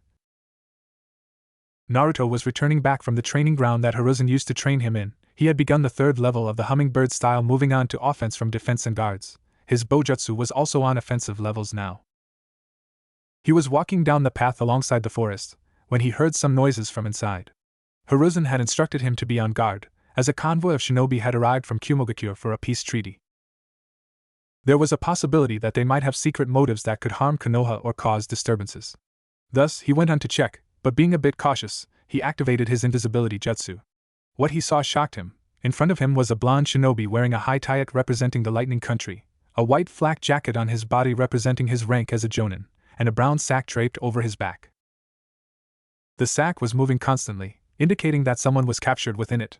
As the Kumo shinobi adjusted the sack, it let out a familiar squeak. He immediately understood that an alive person was inside the sack. Judging by its size, it was a kid, which could only mean one thing: this shinobi was kidnapping a child from Konoha. He needed to do something quickly, something noticeable, that would allow the ANBU patrolling to pinpoint his location. He couldn't fight a jonin alone. Even if he was trained by Hiruzen, a jonin was out of his league. He focused and recalled the jutsu that the Sandaime had taught him as a reward for completing his 2nd stage of bojutsu. Unfortunately, performing that jutsu would cause fluctuations in his chakra system, causing the invisibility jutsu to wear off. He made the decision to take the risk, and formed the 6 hand seals for the jutsu. He put all his chakra into the seals and yelled Katan, Great Fireball Jutsu. A fireball of the same size as a human flew through the air. Naruto's affinity wasn't Katan, but Hiruzen had decided to teach Naruto to use jutsus from all the 5 elements. As it was ideal with Naruto's chakra reserve. He would be able to combine different elements like Hiruzen easily.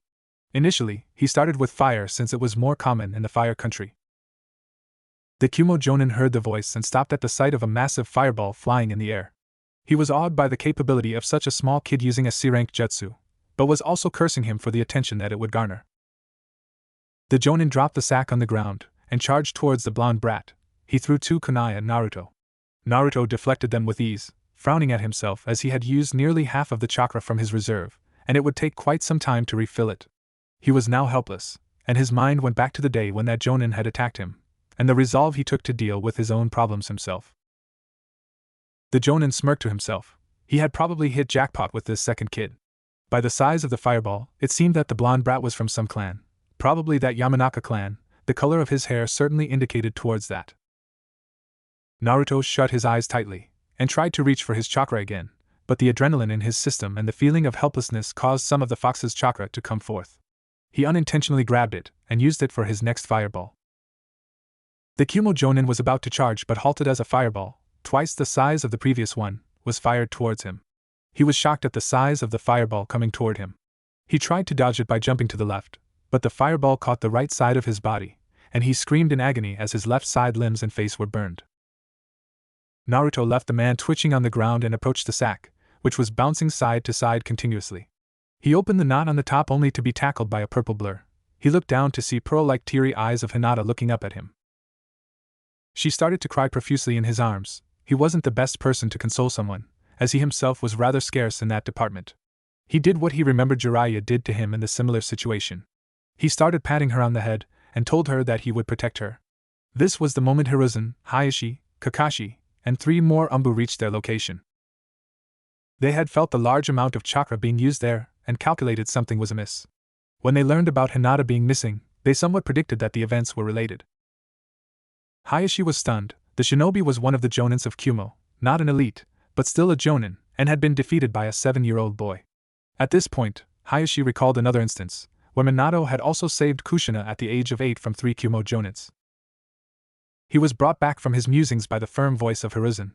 Inu, take Naruto and Hinata to the hospital. Hayashi, you go with them. You 3 capture the Jonin and take him to the Umbu hospital, interrogate him, but keep him alive. We need an undeniable proof of Kumo's treachery. Half an hour later, the Konoha hospital. Hayashi was stressed. He had lost his wife last year due to the excessive loss of blood during the birth of his second daughter, Hanabi. His 2 daughters were the last piece of his wife and were too precious to him. Hinata shut down completely after his wife's death, and this latest incident only added more problems for him and his daughters. The clan elders would deem Hinata unworthy of the title of heiress due to her timid and shy nature, and would force him to place the caged bird seal on her.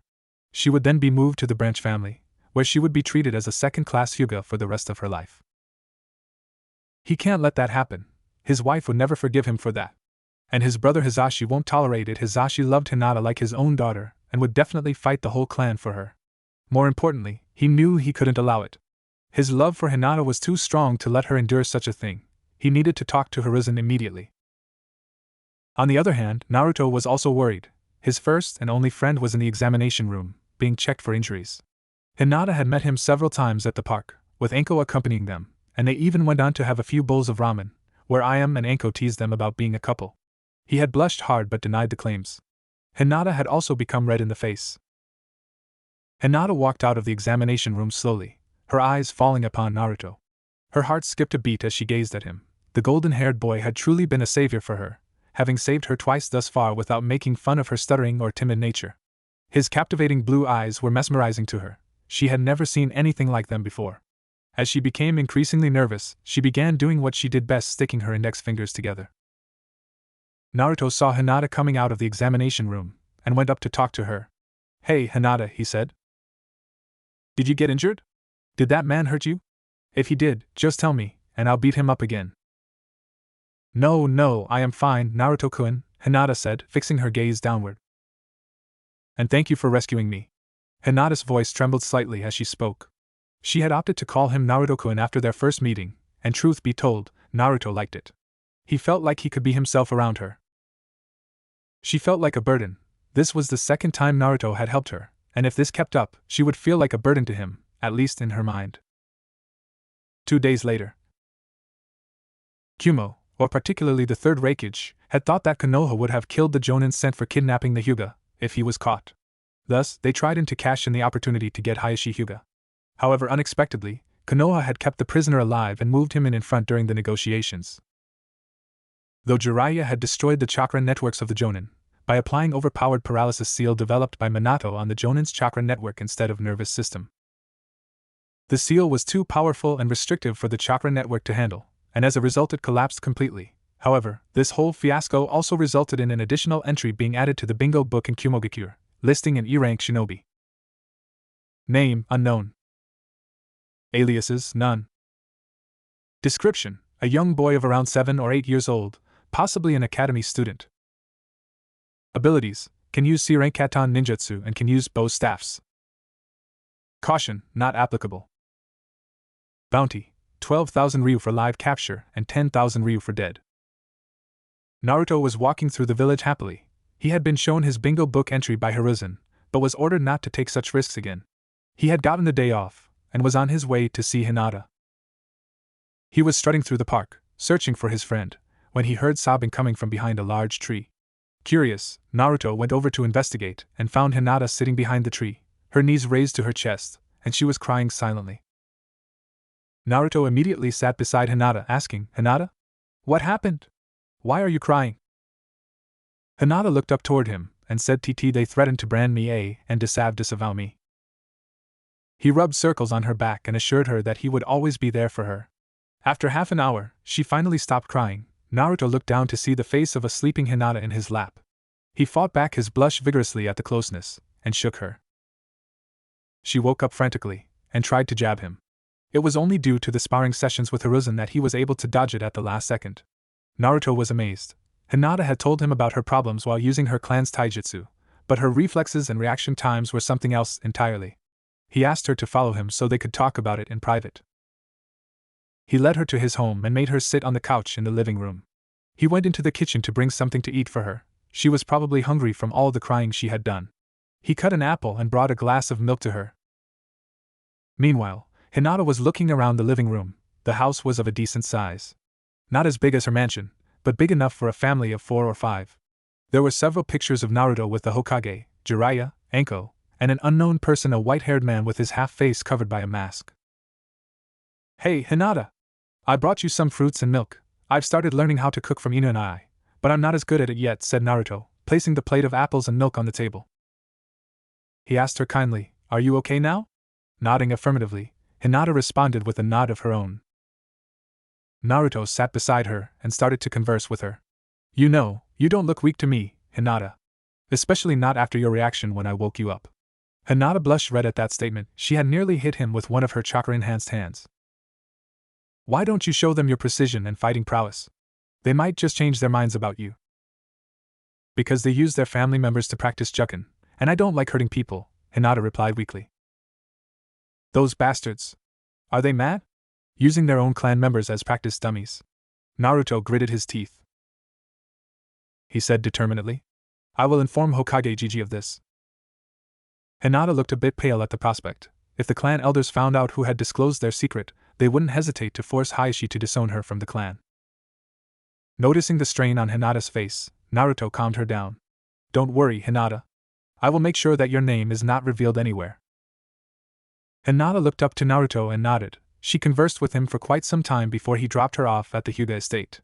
He then went on to eat at Ichiraku's. The next morning, Naruto recounted everything to Hiruzen. Hiruzen was tense. He knew the Hyuga were prideful, but using one's own kin as a practice dummy seemed cruel. He would have to talk to Hayashi about it. Besides, it seemed that the most powerful clans in the village were causing more problems for Konoha. After 2 years of spying, it had become clear that the Uchiha clan was planning a coup d'etat against the Hokage. Fugaku had planned to kill Hiruzen and take the post of Hokage after killing the elders in Danzo.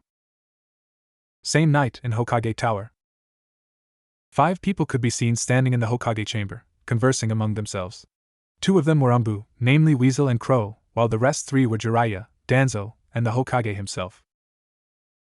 "According to the last meeting, they are going to make a move on the day after tomorrow," Jiraiya said thoughtfully.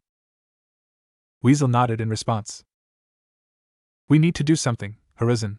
We can't let them go forward with this plot. This will not just start a civil war in the village, but other villages will take the opportunity to attack us," stated Danzo sternly. "Weasel and Crow, remove your masks. We will talk face to face now, and Jiraiya, please put a full-level security seal around the room," ordered Hiruzen firmly. Crow removed his mask to reveal Shurashue Uchiha, the grandson of Kagami Uchiha. He was also known as Shushin no Shurashue, the moniker given to him by Kumo for his 80 kills in the Valley of Black River during the last war.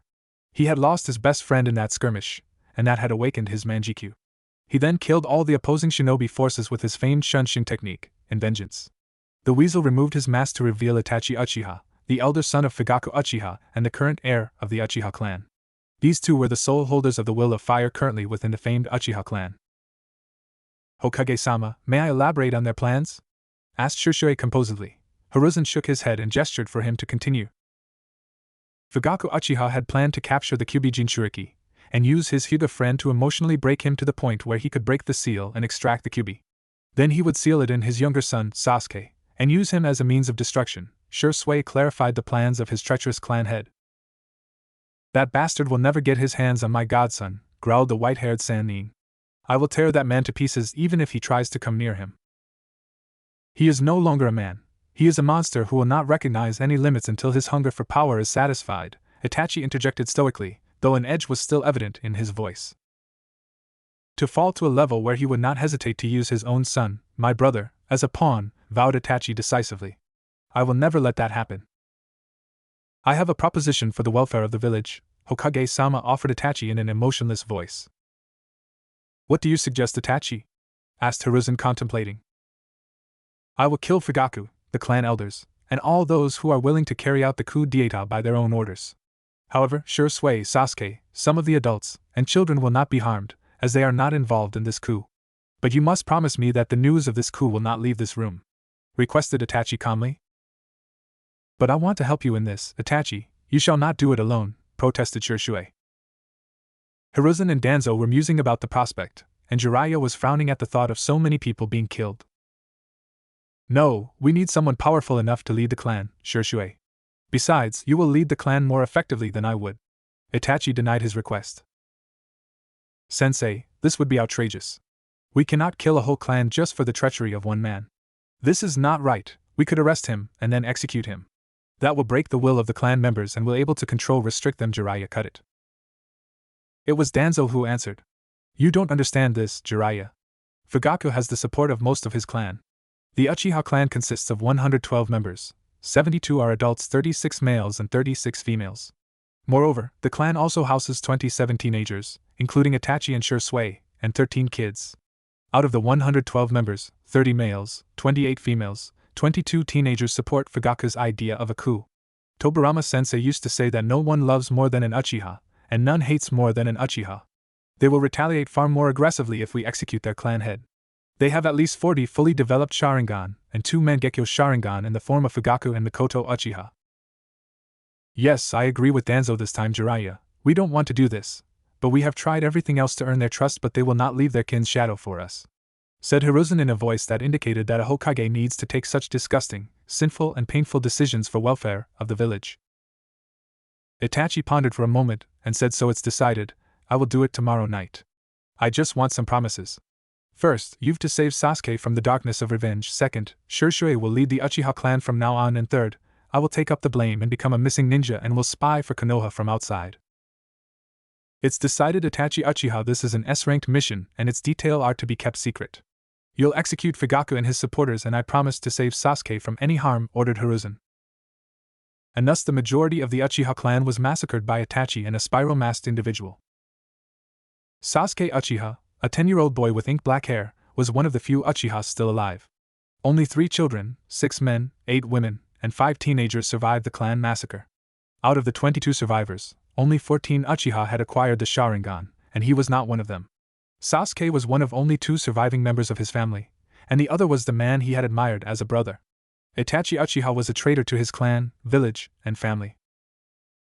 Sasuke had always idolized Itachi, but that fateful night he had lost everything. That fateful night, which lasted for over 12 hours, had taken everything away from him. Asterisk flashback, 3 years ago. Sasuke Uchiha was pacing around his house compound, waiting for his brother to come and train him. Itachi had started training him in shuriken and kunai throwing.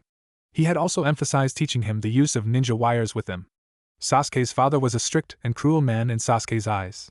At one point, Fugaku had even tried to thrash Sasuke with a whip when Sasuke threw a tantrum over Onigiri. Fortunately, Itachi had saved him. On the other hand, his mother was a very sweet and caring woman, who loved both her sons equally. An hour had passed when he heard distant cries from the clan area. Suddenly, he heard several screams of terror and fear echoing throughout the area. His mother ushered him into his room and instructed him to stay there no matter what he heard. Time passed, and he waited for her reassurance, but it never came. Only muffled noises drifted from downstairs. Discreetly, he climbed down the stairs to investigate what was happening. He moved toward the room where the noises were coming from as quietly as possible. He slid open the wooden door quietly. However, what he saw inside dried his blood to the core. His brother was poised above their father's body with a blood-dripping tanto impaled through the man's back. Yet that wasn't what horrified him. On the other side of the room, the most precious person in his life, his mother, lay in the pool of her own blood. Then he saw the killer's eyes etched into his soul, two crimson orbs with a shuriken-like pattern, peering at him devoid of any emotion. Flashback ends. That sight had been haunting Sasuke for 3 years now, and he still had nightmares about that fateful night. The pain of loneliness and suffering accompanied those nightmares. He was not the last surviving member of his clan. Albeit, due to his brother's deed, he was feared and ignored by most of the villagers. People heard and believed that Itachi had slaughtered his clan to test his power. Therefore, they feared him. They feared that if he snapped, he would go on a similar killing spree. However, nobody knew that it was far from the truth. He wasn't like Itachi. He never wanted power or prestige that was unlike him. He just strove to avenge his mother.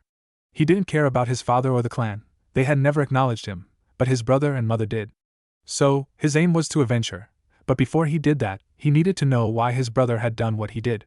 Because, as much as he knew Itachi, his elder brother had always been kind and loving, especially towards Sasuke. He was the top student of his class at the academy. Only a few students could keep up with him. And even fewer would dare to have any kind of interaction with him. The only boy who did tease him was Naruto Uzumaki, the blonde idiot. He wasn't as daft as he let on. Sasuke had caught him pulling back his punches and kicks. He had also noticed Naruto's seemingly weak punches weren't just due to a lack of skill, they were strategic. Naruto's strikes focused on joints and weak points, a tactic not employed by mere brawlers. Only trained martial artists understood that the impact of striking those areas was far more destructive than it appeared. Naruto had failed the first 2 years of the academy, and was labeled a loser who couldn't do anything right, but that was far from the truth, and Sasuke knew it. Only 3 individuals in the entire village offered Sasuke any genuine positive regard. Foremost was his clan head, Shursui Uchiha, who consistently went out of his way to support Sasuke, though he held off on formal training until the boy had truly earned his trust. The second was the Hokage, who would periodically visit Sasuke, checking on his well-being and offering help should any difficulties arise.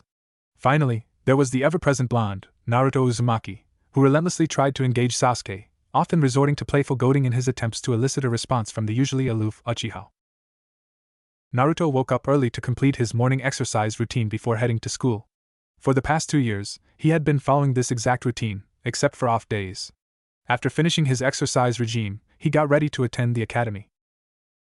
A sudden knock echoed through his solitary room, prompting him to investigate the unusually early visitor. Upon opening the door, he found himself face to face with an Umbu operative wearing a distinctive horse mask. The masked ninja relayed a message: the Hokage required his presence with haste this morning. Swiftly, he donned his usual attire, a form-fitting, half-sleeved black tee beneath a sleeveless orange jacket, paired with blue pants and practical black shinobi sandals. This was a stark contrast to the boisterous, orange-clad persona he often projected, the loudmouthed, seemingly talentless brat who incessantly declared his ambition to become Hokage, a carefully constructed deception. Exiting his apartment, he secured the lock and concealed the key beneath a loose stone floor panel, a spot easily accessible to Inu or Anko should they come searching. With this done, he made his way to his sensei. Naruto strode into the Hokage chamber, finding Hiruzen and Jiraiya already present. He moved to stand beside Jiraiya, who affectionately ruffled his hair. "You called for me, sensei," Naruto said respectfully, a formality that surprised Jiraiya. Uzumaki Naruto's disregard for convention was well known. "Yes, Naruto, I called for you. We have an important matter to discuss, and delaying it serves neither of us," Hiruzen affirmed, placing his hat on the table. "Are you considering increasing my training? Or did I make a mistake?"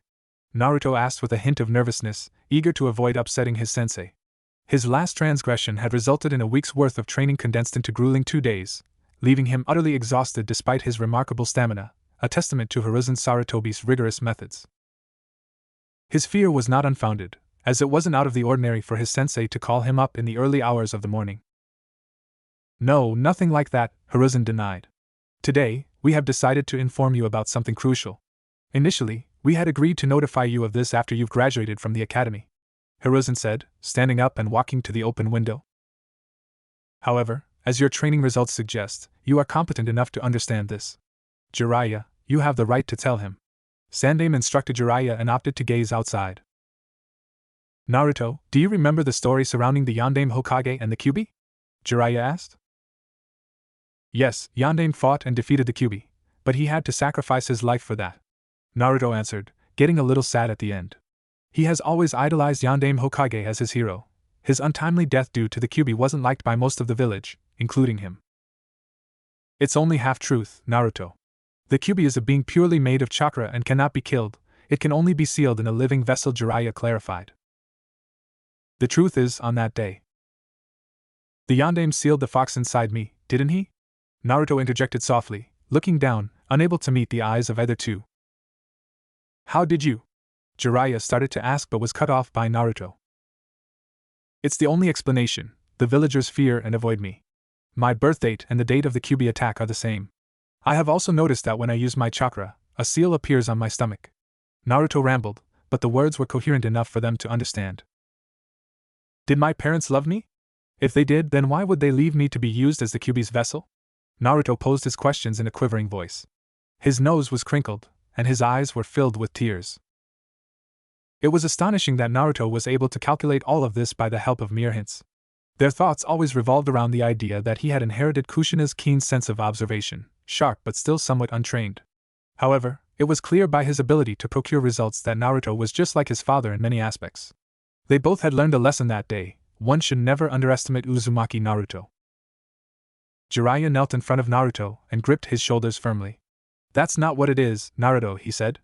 You've learned how to seal things in paper seals, right? Does the paper change into the thing that you're sealing inside it? Naruto shook his head in negative. The same could be said about the seal on your stomach. You're just a jailer for that monster, and that doesn't make you the monster itself, Jiraiya continued as Naruto looked up to peer at him expectantly. As for your parents, I've never seen anyone being as happy as them for their child. The only thing that I can tell you about them is that they were true heroes who sacrificed their lives for the sake of the village, Jiraiya said, praising Minato and Kushina to lift up his mood. Do you understand? Supportive Jiraiya asked. Yes, I understand, Naruto replied as he wiped the tears from his eyes. Now go on, you have classes to attend. Make your godfather proud, Naruto. Jiraiya patted his back and led him out of the gate. Naruto nodded his head and went on to Ikaraku's house for breakfast. At first, Naruto was tense upon hearing this news, but now he was relieved by Jiraiya's explanation. He would train his hardest in one day, he would show everyone that he was nothing like the Kyuubi. Naruto prepared for his first day of third year. From today onward, he would be able to show everyone that his failure was not permanent. He had completed his training in stealth and deception, and only a few were suspicious of his abilities. Those selected few were Sasuke Uchiha, Shikamaru Nara, Hinata Hyuga and Umino Irika. Sasuke was his rival, who he had been set on defeating from the beginning of the academy. The Uchiha was one of the best students in the academy, and Naruto was determined to prove himself just as capable. Through their taijutsu sparring sessions, Sasuke noted how Naruto held back his strikes. Shikamaru, on the other hand, was a genius in disguise. He had helped Naruto plan some of his most deceptive traps for pranks, and he knew that the Nara boy had a suspicion about him. Though he was a friend, so he just let it slide. Hinata Hyuga has changed completely over the past 3 years. She is now much more confident and has not lost any taijutsu spars apart from the one to Sasuke. Even the brash Kiba is no match for her. Her uncle Hizashi has taken up her training and trained her in taijutsu. He has also increased her chakra reserve by constantly depleting it, and her chakra control, which was already precise due to her Byakugan. Finally, Irika was like a big brother to him. Therefore, Naruto let him see some of his moves from the hummingbird style. His training with Hiruzen was far more tiring and harsher than he had anticipated. His laps around the village had increased to 9, with 250 push-ups, 250 pull-ups, and 300 squats. Additionally, his Bojutsu was at the 4th level out of 7. He had mastered defensive techniques, and was working on strength attacks. The Sarutobi-style Bojutsu had 7 levels: stances, guards, defenses against taijutsu, strength attacks, speed attacks, low-level ninjutsu with the bow, and finally, the hardest, combining elemental jutsu with the bow. Moreover, his taijutsu was also incorporating strength attacks to joints. He wasn't trained in summoning techniques yet, however, he had taken up an interest in seals. Jiraiya was overjoyed to teach the basics of sealing to Naruto, as he had also taught Minato. However, as with Minato, he illustrated everything with books and theory. Naruto was unlike his father in that department, hence, he had to be taught by a practical method, and try-fail method. Naruto was able to use a wind technique called futon, wind bullet, after rigorous practice. Although he could only manifest them to the size of a tennis ball, it was still better than nothing. On his 10th birthday, Jiraiya had given him his precious Gamakan, and some handmade resistance seals at level 0.50x, enough to increase his speed but not too much to stunt his growth. However, after all the explanations given by Hiruzen and Jiraiya, he didn't want to show his abilities, he just wanted to lock himself in a room. But Naruto Uzumaki never backed down from a challenge. No matter how hard it was, he would reveal his true potential today to everyone. He had dressed himself and was walking towards the academy, musing about Kyuubi. He was either ignored or frowned upon by most of the villagers. He had once tried to gain their attention by pranking them mercilessly, but was stopped by Hiruzen, who explained to him how gathering negative attention was worse than no attention at all. He still pranked them, but not to get attention, instead for fun. After all, he's Uzumaki. He entered the classroom to see only two people present there, Hinata and Sasuke. They both peered toward him as if he was an enigma, probably due to his early arrival and new wardrobe. Sasuke raised an eyebrow at him and then returned back to his silent musing. Naruto always felt that Sasuke shared his loneliness. They both lived alone, didn't have parents, and most of all, both were either feared or frowned upon by the villagers. Hinata was also glancing toward him while poking her finger together. She was confident around others, but was somehow still nervous around him. He smiled at her before taking a seat behind Hinata and gazed out the window at the training grounds. 30 minutes later, the entire class had filled up, but everyone still felt like something was missing. Even Iruka was slightly unnerved as he entered the class to see it so quiet, well, as silent as it could be without Naruto's yelling. He searched the classroom for Naruto and found him sitting in the back, staring out the window quietly. This behavior was unlike the blonde bundle of trouble and joy. To say Iruka was stunned was an understatement. Naruto had answered all the questions correctly. He was just second to Sasuke, Uchiha in shuriken and kunai throwing, and the taijutsu spar was something else. The spar was as usual between Sasuke and Naruto. They bowed to each other, but didn't move for several seconds after that. This wasn't like Naruto. He would go headfirst into spars, but today something was going to change for the blonde. Eventually, a slight breeze signaled the start of their spar. Sasuke charged first, as he was interested in seeing what Naruto would do. Sasuke threw a right punch that was blocked by Naruto's right forearm. He then tried to grab Naruto's arm, which was avoided by Naruto's stepping back. Naruto caught Sasuke's extended right hand and kicked his abdomen, making him lose a little balance. To Sasuke, the kick felt fast but strong, not quite like Naruto. Naruto went on to deliver a bicycle kick to Sasuke, which was caught and used as leverage for a left high kick to his face. However, it was blocked by both his arms. The bout continued with the two genins engaged in a fast-paced, intense fight, leaving everyone watching them truly awed by the level of taijutsu skill both academy students displayed. Kicks, punches, and grabs flowed fluidly between them, making it seem as if they were dancing. If a kick landed on Naruto, he would return with a punch of his own. Naruto was enjoying this. Sparring with Anko and Hiruzen were fun, but not quite like this. Sasuke was perfectly matched with him. If he had strength and speed, Sasuke had flexibility and accuracy. He extended his limits and removed his resistance seal by molding his fingers into a ram seal. This caused problems for Sasuke. Naruto was already fast, but after making the hand seal, he was much faster. Sasuke was not able to use the edges to his benefit now. After nearly 10 minutes of Naruto dominating him, Sasuke was frustrated. The spar was going head-to-head until that strange hand seal thing. He dropped a punch on Naruto. As expected and similar to his last few attempts, it was blocked by Naruto's forearm. As to not take a chance, he tried to uppercut Naruto with his free arm. Naruto caught it and delivered a kick to his chest, which stopped the air from entering his lungs for a moment, and his feet left the ground. Naruto was about to jump for his roundhouse kick when he noticed both of Sasuke's eyes changing red with one tomo in each eye. For Sasuke, it felt like his eyes were on fire for a few seconds and then suddenly the pain went away. His vision became clearer than before. He could also follow up on Naruto's movements and foresee his next movements somewhat. It wasn't like he could see the future. No, he could only guess, accurately so, where his next punch or kick would be aimed at. Naruto heard a wow from the crowd and found the culprit covering her mouth, Sakura Haruno. She was a civilian student with pink hair and could be always seen beside Ino Yamanaka. Naruto had heard that she was bullied because of her hair and forehead, but he didn't give much attention to it. Instead, Naruto stopped his onslaught and smirked a little at his rival. "It looks like you've finally acquired your pink eyes, congratulations," he mocked. Sasuke's eyes widened before a grin found its place on his face. He was both happy and curious. Happy, because he had his Sharingan now, which his clan was so proud of, and curious, because he had heard that Sharingan can only emerge when one feels a tremendous amount of physical or mental pain. He nodded to Naruto as a sign of thanks. Naruto wasn't like others. Sasuke had seen the looks that Naruto received from villagers. Yesterday, he had suspected that Naruto might be slightly stronger, but today his suspicions were proven true. Naruto was at least equal to him, if not stronger. In another timeline, he might not have tolerated this because he was spoiled rotten by the villagers' praise and support, since he was the last of his clan. But in this timeline, he too was a loner like Naruto, feared and ignored by the villagers for his brother's deeds. Iruka called the match a tie and went on to congratulate both boys. His ruffled Naruto hairs and patted Sasuke's back. Shikamaru knew that the blondie was troublesome. He had concluded this through his observations. He had observed him several times, and Shikamaru was now convinced that Naruto's full power was still not on display. He and Choji had known Naruto since they were children. They used to roam around the village and play pranks together. Unlike other parents, their parents didn't fear the Kyuubi.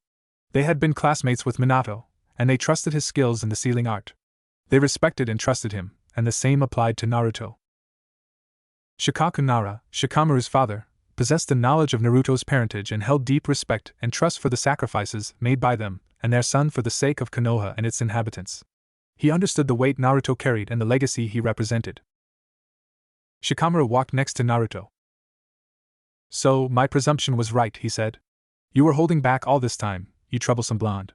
He added with a smirk, "By the way, congratulations on your win against the loner." His voice was filled with more amusement than any real grudge. "Yep, munch, you were totally munch, awesome man." Choji joined Shikamaru, munching his potato chips. "Thanks, guys. Wanna have a bite at Ichiraku after class?" Naruto offered, as the three of them regularly visited Ichiraku together for lunch. "Troublesome, but why not? I think we should bring Kiba along with us, he's been behaving nicely for quite some days." Naruto shrugged in response. Shikamaru was his childhood friend. If he thought it was a good idea to bring Kiba along, then there was nothing to discuss. "Looks like my next match is up, trouble," Shikamaru mumbled to himself. Naruto smiled at the two boys. They were more valuable than they themselves knew. Naruto wasn't an idiot to not understand the pressure the parents of his classmates placed upon them to stay away from him. Still, these two were always there with him. Perhaps their parents weren't like others. After a few minutes, he strolled towards Sasuke and stood beside him. He eyed the onyx-eyed boy cautiously and poked his ribs. Sasuke hit his hand off and glared at him. "Hey! No need to get offensive," Naruto said, a little amused by the boy's short temper. "I was just here to ask if you wanted to come with us to Ichiraku for a small treat? Me, Shika, Choji, and Kiba are going. You're welcome, only if you want." Naruto waved him and stood beside Shikamaru, who had his match called off because of Shikamaru's refusal to fight Choji. After the school day ended, the five of them went to the Ichiraku for ramen. Choji, Naruto, and Kiba had a ramen competition, while Shikamaru and Sasuke spent their time gazing upon the trio's antics while eating. It was rather gross if you asked Sasuke, whereas Shikamaru was familiar with Naruto's and Choji's antics. Kiba wasn't that surprising if he considered his behavior in class. They paid for their meals and traveled to a nearby park to relax. At least that's what Choji and Naruto needed. Their stomachs were bloated from the heavy amount of noodles they had consumed. Shikamaru took a seat under a tree and closed his eyes for a quick nap, while Naruto, Kiba, and Choji were conversing amongst themselves, and Sasuke was gazing above in the sky. "I still can't believe it, dude. 8 bowls of ramen? That's a feat in itself. I can only eat 6, and Kiba, here, wasted away after 4. Naruto said, sounding astonished. "You three are all quite troublesome. Can't you see I'm taking a nap here?" Shikamaru said in an irritated voice. "Yeah, and you are the laziest of us all. It's look like all your chakra goes to your brains, not your body." Lazy ass, retorted Kiba, annoyed at the lazy boy. "Don't be so loud, dog breath," Sasuke bit back. It was indeed a new feeling for him. These 4 didn't fear or judge him. Although Kiba and Naruto were loud, Choji was foodie to his core, and Shikamaru was as lazy as a sloth, yet he somehow fit with them. It was hard for Sasuke to make friends. Even if he did, they were quite mistrustful of him. That was not the case with these 4. Naruto seemed to be the middle of the group. Choji and Shikamaru were long-term friends of his, and Kiba was probably new to the group, similar to Sasuke. Still, they didn't act as if they hadn't known each other for long. Naruto was frank with everyone, While Choji was careless in that regard, Shikamaru was sharp but didn't act without Naruto's agreement, and Kiba was as loud and brash as one could be, yet, he didn't comment on anything offensive. Sasuke still had to find his place in this group, but that didn't mean he was left out or ignored. Rather, they made as much effort as they could to draw him out of his shell. 2 months later, Naruto was walking towards the Hokage Tower for his daily training. From the next day onward, Hiruzen would start his ninjutsu training, consisting of all the 5 elements. It would at least take him 6 years to be able to use all the elements, and another 10 to master each element completely. With that, he would also learn summoning, but that was all for tomorrow. At least the academy now offered some companionship. Shikamaru and Choji had been his friends for years. Kiba and even the perpetually brooding Sasuke had joined their small group. Often, Kiba or Naruto would playfully provoke Sasuke, knowing the Uchiha's volatile temper. Kiba had learned the painful consequences of this firsthand, once igniting Sasuke's pants. Yet, undeterred, the Inuzuka boy continued his teasing, both verbally and with literal pokes, much to the amusement of the others. He entered the Hokage chamber quietly and took a seat on the sofa, waiting for his sensei to complete the paperwork. This was something he had learned from the old leader, observing people. His sensei had taught him that a shinobi should be observant and composed. "Ah, Naruto, sorry for the delay, but this was a last-moment permission slip. Let us go to the training ground in basement," said Hiruzen, looking up to Naruto from his paperwork. The training ground in the basement was only named as such. It was approximately 20 feet high, 30 long and 25 wide, with numerous weapons displayed on its walls. The room was formerly used by Tobirama Senju, the second Hokage and mentor of Hiruzen. Initially, it was used by the former Hokage or their apprentices for personal training purposes. The room had blue tile floors, green walls, and a red roof. Hiruzen had scheduled the day to help Naruto tap into the endless reserve of chakra within his seal. It should be done under the supervision of a skilled and formidable shinobi. Attempting it without any support would not be a very smart idea. "So today, I want you to meditate and focus on finding the fox's chakra within your seal," Hiruzen instructed as he shrugged off his Hokage robes to reveal the training armor he wore underneath. "I know you don't want anything to do with him, but having such a vast amount of raw chakra and not utilizing it would be a waste, Naruto," explained Hiruzen, noting the hesitation in Naruto to tap into the power of the fox that had destroyed the village and likely killed his parents. Naruto nodded reluctantly, still not keen on the prospect of taking aid from the maniacal beast. He sat down cross-legged and focused on his mind to find the second chakra within his system. The attempt continued for over an hour before his eyes suddenly opened into a sewer-like place with pipes going around.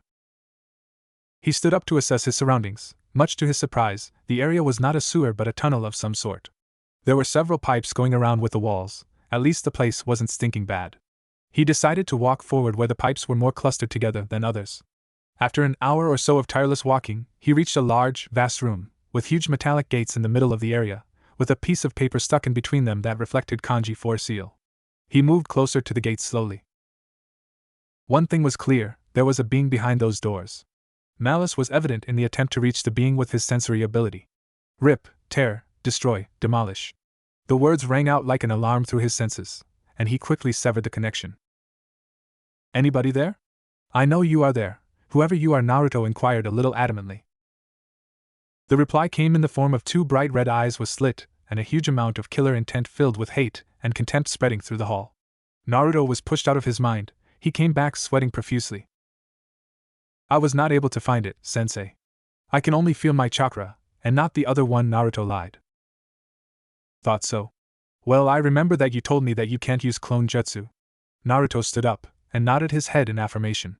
"That's because you have too much chakra to use normal bushin. I am going to teach you 2 types of bushins.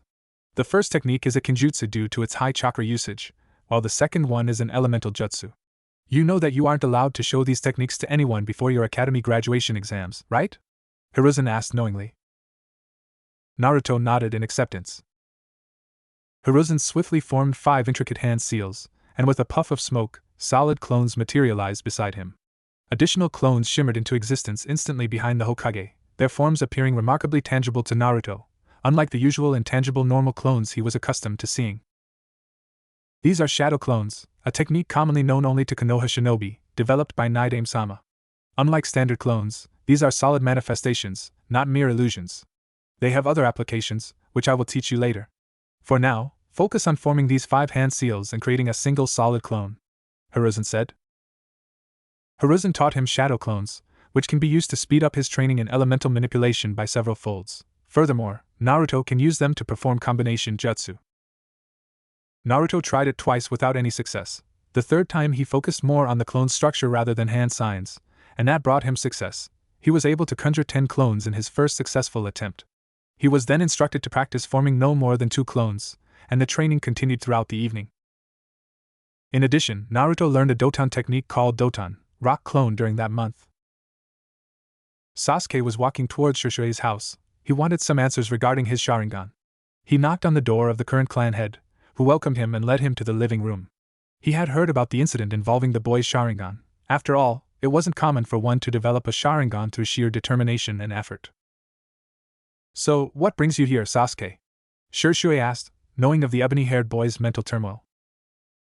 I wanted to ask you something, Shishui, Sasuke said, looking at him curiously, with a slight bend of his head as a sign of respect. Shishui gestured for him to go ahead and took a seat beside him. I have read about the Sharingan. Our clan prides itself on it. The book I have at my apartment says that it can only be awakened in circumstances surrounding extreme turmoil or tragedy. However, mine awakened differently. It was during a spar with someone. Sasuke spoke calmly. I know you are associating with Uzumaki-san, Sasuke, and I am happy that you have found a friend you can relate to. Shishui intoned knowingly. I've tried to make the clan members and others understand that you're not like him, but they still hold resentment toward him, and they show it towards you. Shishui added sadly. As for your Sharingan, your book omits some crucial information, Sasuke, he said, reaching to the stack of scroll he had took out from the clan old directories, considering Sasuke's circumstances. He handed one of the middle scrolls that looked quite weary yet was surely stored carefully. Sharingan is activated due to the adrenaline rush to one's body that eventually reaches brain cells and activates the eyes here, explained Shishui, pointing to the singular phrase that described such. So, it's all okay, isn't it? Asked Sasuke uncertainly. It says here that Sharingan developed through sheer determination are far stronger than the ones derived in hate, he read aloud. Yeah, it's all good. Shishui smiled at him and placed the scroll back at the table. Beside, I wanted to ask something to you. Are you still interested in training with me? Queried Shishui, eyeing the Uchiha clan symbol on the wall. Yes, I need to be stronger, said Sasuke determinedly. And why is that, Sasuke? Asked Shishui, glancing towards Sasuke. I want to avenge my mother's death, said Sasuke in a sad but confident voice. Shishui gazed at Sasuke kindly as he took a seat beside him. As your clan head and a friend, I will suggest you not to make revenge the aim of your life and the reason to become strong, Sasuke. For your life will become void after your revenge is completed. Instead, be strong for your friends, to protect them, he said, placing his hand on Sasuke's shoulder. Shishui stood up and said, Come to the clan's training ground starting tomorrow evening. Sasuke pondered for a moment and then nodded his head. He bowed down before heading to his apartment. 13 years after Kyuubi incident. Naruto Uzumaki felt a genuine thrill coursing through him. Graduation day from the academy had finally arrived. The past 3 years had been deliberately joyful, his bond with his group of friends deepening significantly. Even Sasuke had shed much of his former brooding demeanor, opening up considerably over this time. Kiba remained his boisterous self, yet his loyalty to their group was absolute, mirroring the unwavering devotion of wolves to their pack. Shikamaru, spurred by the encouragement of Naruto, Choji, and Kiba, had begun to apply himself more diligently to his studies, even offering his insightful answers more readily in class. Choji was also a steadfast presence, though his closest bonds remained with Shikamaru and Naruto, his interactions with Kiba and Sasuke being infrequent. Naruto's training was at its peak now. Naruto was able to use 4 of the 5 elements Doton, Katon, Suiton, and Futon. He hadn't learned Raiton yet. This was likely due to Raiton being the direct opposite of his strongest affinity, Futon. He had been able to learn to use the 4 elements faster because of his mastery over shadow clones, which gave him a significant advantage over others. If anyone else tried to learn more than one element, besides the Uchiha, who could do so due to their eyes, it would take them years of practice. Whereas, Naruto needed only a few years for his elemental manipulation training to begin. He was able to reach up to the 5th level of Sarutobi-style Bojutsu, and was now working on combining the small jutsu with his bow. He had also mastered the 4th level of hummingbird style. His Fuin jutsu was stagnant at low-powered seals, like storage or barrier seals. Lastly, Hiruzen had spent quite some time teaching him summoning. He remembered the day he first summoned a toad, and then how he summoned Gamabunta. Flashback 2 years ago. Naruto was just warming up for his physical exercises when Hiruzen entered the training room. Since Naruto had limited his training to the Hokage training room to prevent others from observing and copying his style or jutsu, his safety would be compromised if spies from other villages leaked this information. Neither Sarutobi nor Jiraiya wanted him to become a target for other villages. Naruto, you can relax today. We won't be doing any physical exercises. Instead, you will learn how to summon familiars and utilize their help, his sensei ordered. First, I am going to show you which hand signs are needed for summoning Enma, Hiruzen said, cutting his thumb. He then spread the blood on his palm and performed 7 hand seals before placing his hands on the ground. Summoning Jutsu, Monkey King Enma! He shouted, and Enma appeared in a puff of smoke. Now, Naruto, you will have to cut your thumb, as the summoning requires a sacrifice. Next, follow my hand seals, Hiruzen explained. He had trained Naruto to control his chakra through the tree walking exercise and the water walking exercise. It took Naruto 2 months, with 10 shadow clones each day, to completely master tree walking. After 2 months, he was able to fight upright on a surface for 4 hours straight. However, the water walking exercise was even harder. Yet, after 3 months, fighting on a water surface became second nature to him. Moreover, concerning jutsu learning and chakra control, Hiruzen had explained the memory-returning benefits of shadow clones to Naruto. Naruto cut his thumb and performed the needed hand seals. Summoning jutsu! He yelled, but nothing happened. Hey sensei! Nothing happened here, Naruto said, scratching his cheeks nervously. No need to worry, Naruto, said Hiruzen. The summoning technique is an A-rank jutsu. It took me 6 hours to be able to summon a single monkey on my first try.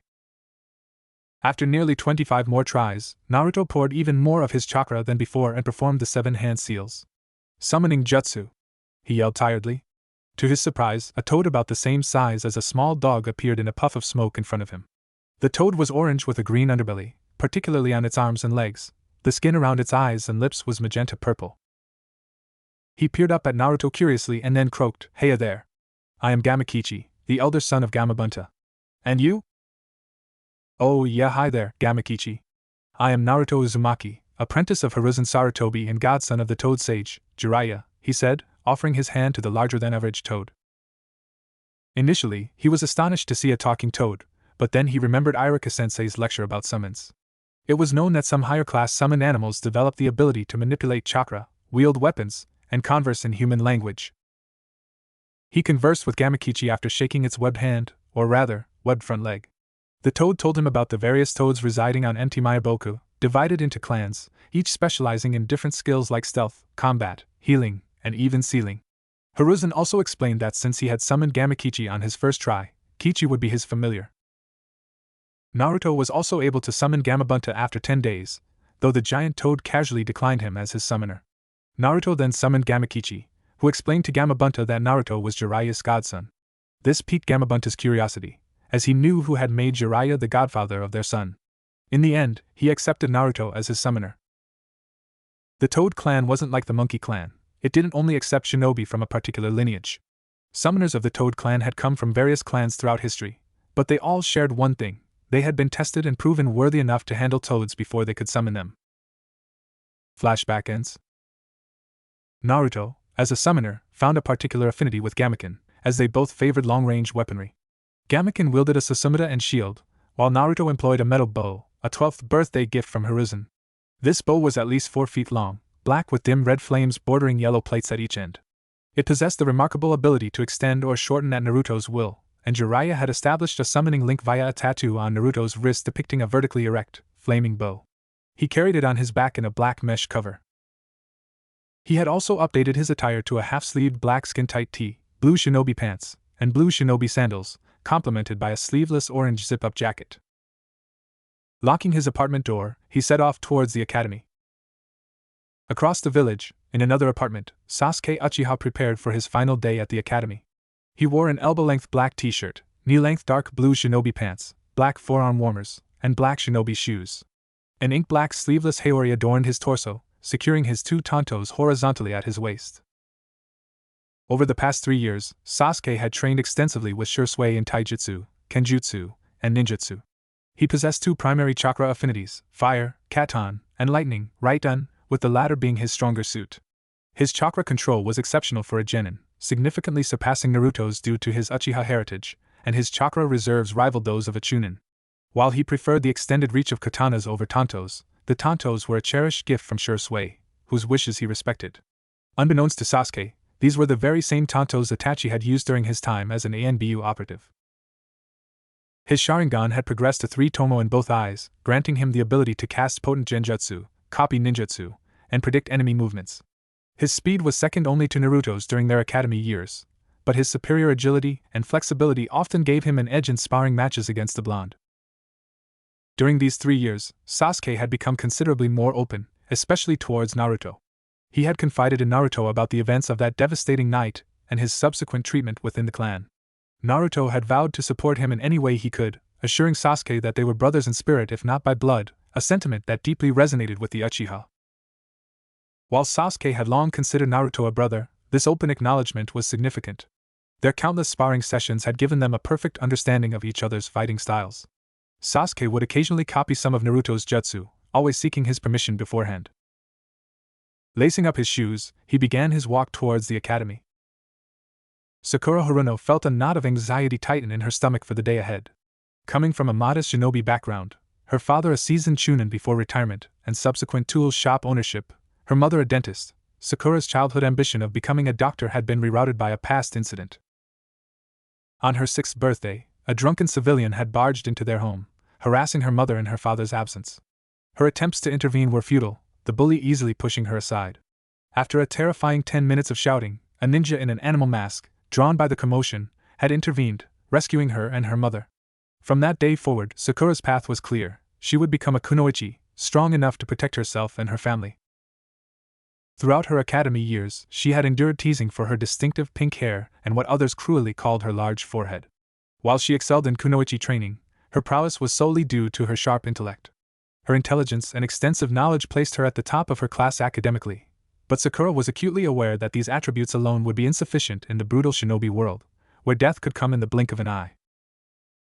Sakura had made a solemn vow to herself: she would never surrender, and she was determined to uphold that promise, no matter the obstacles.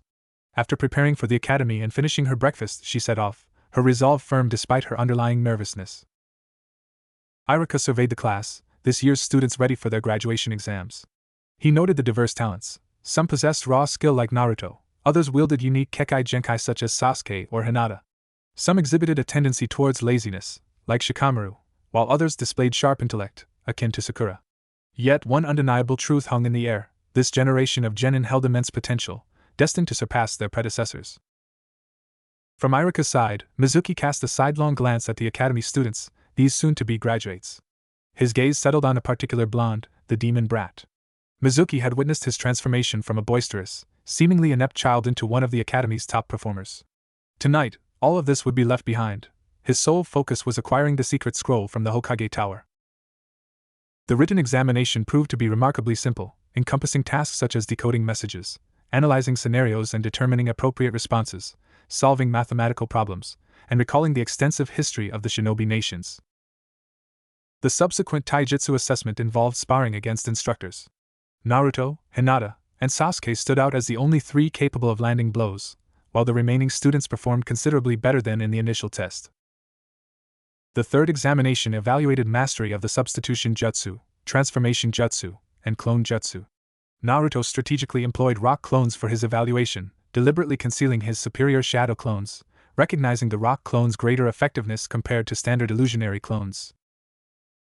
An hour later, Iruka entered the classroom. Out of 63 students, 21 had successfully passed the graduation exams.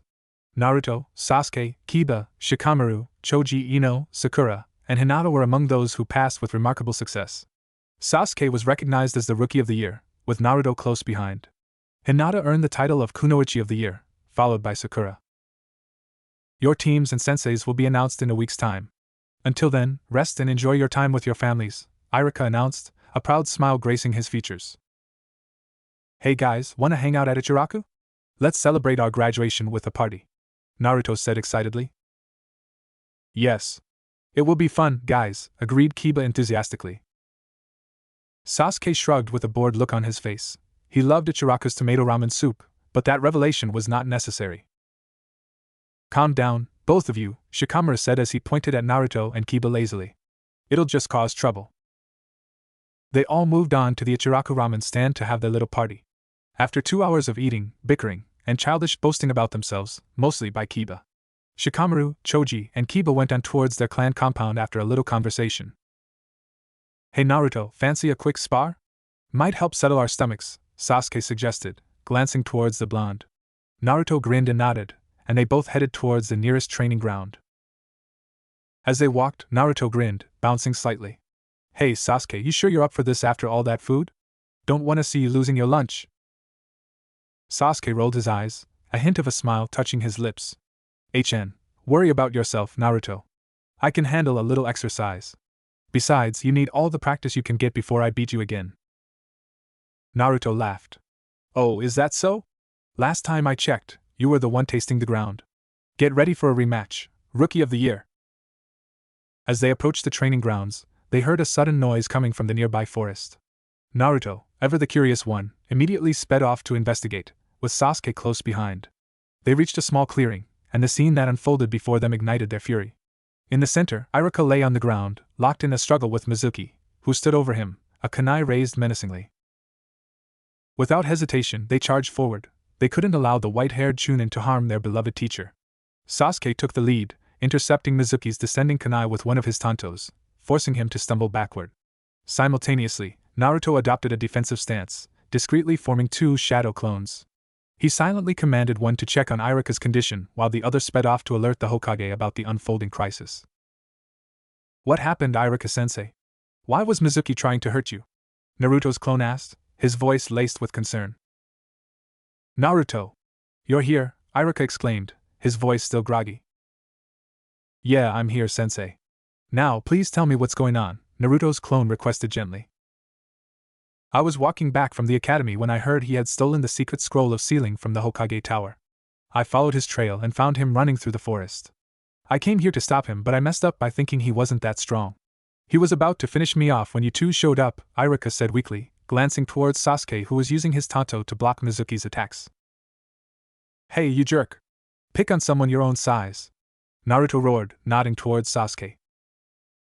Mizuki growled. I'll teach you little punks some manners. You'll learn to mind your own business. Mizuki flung a volley of a dozen shurikens towards them. Sasuke swiftly sidestepped the incoming projectiles, while Naruto stood ready behind him. Futon, great breakthrough! He roared, unleashing a powerful gust of wind chakra towards the sharp metal stars. The shurikens, caught in the gale, reversed their trajectory, hurtling back towards a startled Mizuki. Cursing under his breath, he dove to his right, narrowly avoiding the returning barrage. Sasuke exchanged a quick glance with Naruto, a silent signal passing between them. With rapid hand movements, Sasuke executed 4 seals, Katan Fireball Jutsu. Immediately following, Naruto shouted, Futon, Wind Bullet. A massive fireball, the size of a large boulder, was propelled forward, joined by a football-sized sphere of concentrated wind. The fusion of elements caused the fireball's color to shift to an intense white as it sped towards Mizuki, scorching the ground in its wake. Mizuki's eyes widened in alarm, but he reacted swiftly, forming a series of hand seals and yelling, Doton, mud wall. A thick wall of mud and stone erupted from the earth, intercepting the blazing projectile. The wall halted the fiery assault, but not before its brown surface was blackened by the intense heat. Iruka watched in stunned amazement at the unfolding battle. These 2 academy students were executing jutsus with such seamless synchronization. His awe deepened into profound respect as Naruto and Sasuke seamlessly launched yet another combined attack. A smirk played on both Sasuke's and Naruto's lips as the earth wall rose. Naruto nodded towards his teammate, his hands already moving through 8 precise seals before pressing them to the ground. Doton Earth Dome! He exclaimed, and a sturdy dome of stone encased Mizuki, effectively trapping him. Without missing a beat, Sasuke formed his own set of hand seals, his palm facing the earth in prison. Raiton, Lightning Bolt Jutsu. A sharp bolt of pure lightning erupted from his hand, striking the surface of the earth dome. The ground, acting as a natural conductor, absorbed the electrical energy, becoming overloaded in an instant. With a deafening boom, the dome violently exploded, shattering into countless fragments under the immense power it contained. Mizuki was flung from the remnants of the dome, his right arm torn away, his body bearing several gruesome, bloodied crush injuries. Don't you think we overdid it a little, Naruto? Sasuke questioned, his gaze fixed warily on the mangled figure of their former instructor. No.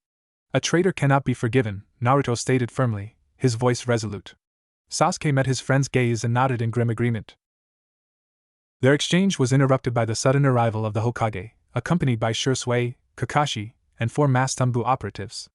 Hiruzen's gaze fell upon the defeated Mizuki, and with a silent gesture, he directed the Umbu to transport him to the hospital for immediate care, followed by a transfer to Ibiki's interrogation chambers for a thorough investigation into his treachery. Excellent work, Naruto and Sasuke.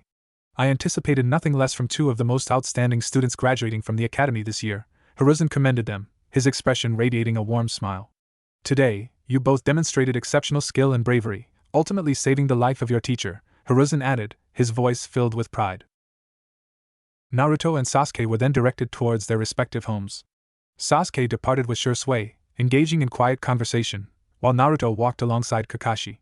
During their walk, Kakashi, after extracting a solemn vow of secrecy from the young ninja, finally revealed his true identity, a piece of information Naruto held with newfound respect and understanding. The weight of the day's events, coupled with Kakashi's trust, settled upon Naruto as they walked towards his apartment. That same night, Hokage Tower. Kakashi and Sasuke had returned to the tower as per Hiruzen's orders. He gestured for both of them to take a seat on the comfortable sofa. Hiruzen asked, "Did you observe the destruction, Kakashi?" Kakashi shook his head. "Hi, Hokage-sama," he said. The both of them did a number on Mizuki. He lost one of his limbs due to their combined jutsu. Indeed, to see such harmony and synchronization at this early stage, they would certainly reach great heights together, Sasuke thoughtfully intoned. Yes, I have been made aware of that. Hiruzen took a seat beside his top jonins. If we could place them both on a same genin team, that would be most beneficial for all. He continued placing a file on the desk. Hiruzen said, "I have a candidate for the 3rd member of your team." He opened the file and gestured towards it. Haruno Sakura has exceptional chakra control. If guided properly, she could reach the level of Tsunade. Indeed, Hokage-sama. However, they need a sensei of that caliber to control them and satisfy their needs for knowledge. I would have taken up the mantle, but the clan responsibilities hold me back, Sasuke said, looking genuinely sad. What about you, Kakashi? Hiruzen asked. Being one of our top jonin, you're more than capable of guiding them. Your extensive knowledge of countless jutsu and techniques will easily satisfy their strong desire to learn. They're eager students, and you possess the skills to teach them everything they need to know. I will do it, but I have 2 conditions, replied Kakashi after a brief pause. Conditions, Hataki? Hiruzen chuckled, amused by the familiar childishness of one of his elite jonin.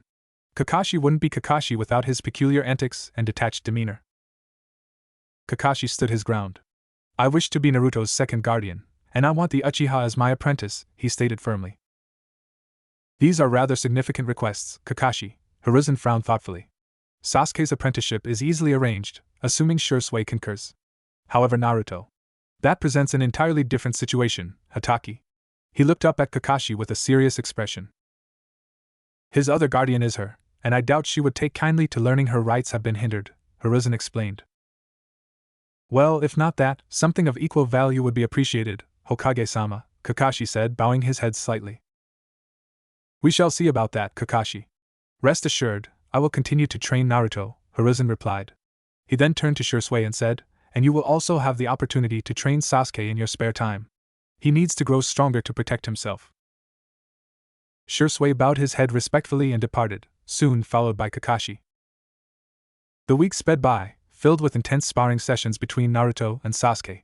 Finally, the day for team assignments and sensei introductions arrived. Naruto was buzzing with anticipation, hoping to be teamed up with at least one of his friends. He took a quick shower and started preparing his own breakfast, his cooking lessons with Kakashi finally proving useful. While he could now manage breakfast and dinner, Ichiraku's delicious ramen still held the top spot for lunch. He chose a less crowded route to the academy, wanting to avoid the usual fear and hatred from the villagers. Today was a happy day, the start of his shinobi career. Little did he know, a surprise awaited him. He arrived at the academy and settled into his usual seat next to Sasuke, a habit from the previous year. Sasuke gave him a brief nod before returning to his customary window gazing. 20 minutes later, Irika entered the classroom, his right arm in a high sling. The room fell silent as he began to speak. I am truly proud of all of you. You have all passed your graduation exams and are now genin. The life of a shinobi is challenging and unpredictable, but always remember that you do this to protect your friends, family, and loved ones. Then came the team announcements. The first 6 teams, comprised mostly of civilian background students, weren't particularly noteworthy. Then came the crucial teams. Team 7 consists of Uchiha Sasuke, Hiruno Sakura, and Uzumaki Naruto. Naruto whooped with joy. Sasuke, too, was pleased with the arrangement. At least Naruto was on his team, even if the third member was unfamiliar. Your Jonin sensei will be Hatake Kakashi. Naruto sat in stunned happiness. He hadn't realized his older brother had agreed to lead their team. His joy clearly overshadowed his surprise. Team 8 consists of Hyuga Hinata, Aburaim Shino, and Kiba Inuzuka, Irika continued. Hinata and Shino nodded, while Kiba cast a bored glance at Shino. Team 9 is still in progress. Team 10 will consist of Nara Shikamaru, Choji Akimichi, and Yamanaka Ino. Your Jonin sensei will be Sarutobi Asuma, Irika announced. Shikamaru grumbled softly, while Ino nodded. She might have protested not being on Sasuke's team if he were the golden boy everyone expected, but he was just another student now. Choji simply nodded, continuing to munch on his chips. Several Jonin entered the room, but 2 stood out: Asuma Sarutobi, a man with spiky black hair and a beard, wearing the standard Jonin uniform with a red waist sash bearing the kanji for guardian, exuding confidence, and Kurenai Yuhi, a beautiful black-haired woman with striking red eyes, known as Konoha's Genjutsu mistress. Asuma said, Team 10, come with me, leading Shikamaru, Ino, and Choji out. Kurenai followed suit with her team. Soon, every Jonin had collected their team, leaving only Team 7 behind. An hour later, Sasuke's right eye twitched, a clear sign of his irritation, while Sakura nervously flipped through a book on healing herbs, repeatedly glancing at the door and her teammates. Naruto, however, remained the most composed. He knew his brother's tendency for tardiness and wouldn't give him the satisfaction of a reaction. Hatake Kakashi strolled casually through the Genin Academy corridors. While generally laid back, he understood that this particular team needed a sensei who could actively keep them in check.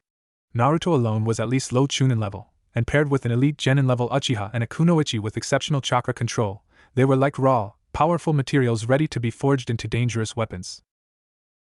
Kakashi finally entered the classroom, met by glares from Sasuke and Naruto and a nervous smile from Sakura. He offered them a reassuring eye smile before addressing them. Meet me on the roof in 5 minutes, don't be late. With that, he vanished in a body flicker. Sasuke smoothly exited through the window onto the roof, walking effortlessly up the wall. Naruto quickly followed suit. Sakura stared in surprise. She had read about the tree-walking exercise, but witnessing her classmates perform it so casually was astonishing. Nevertheless, she hurried out of the room and towards the roof.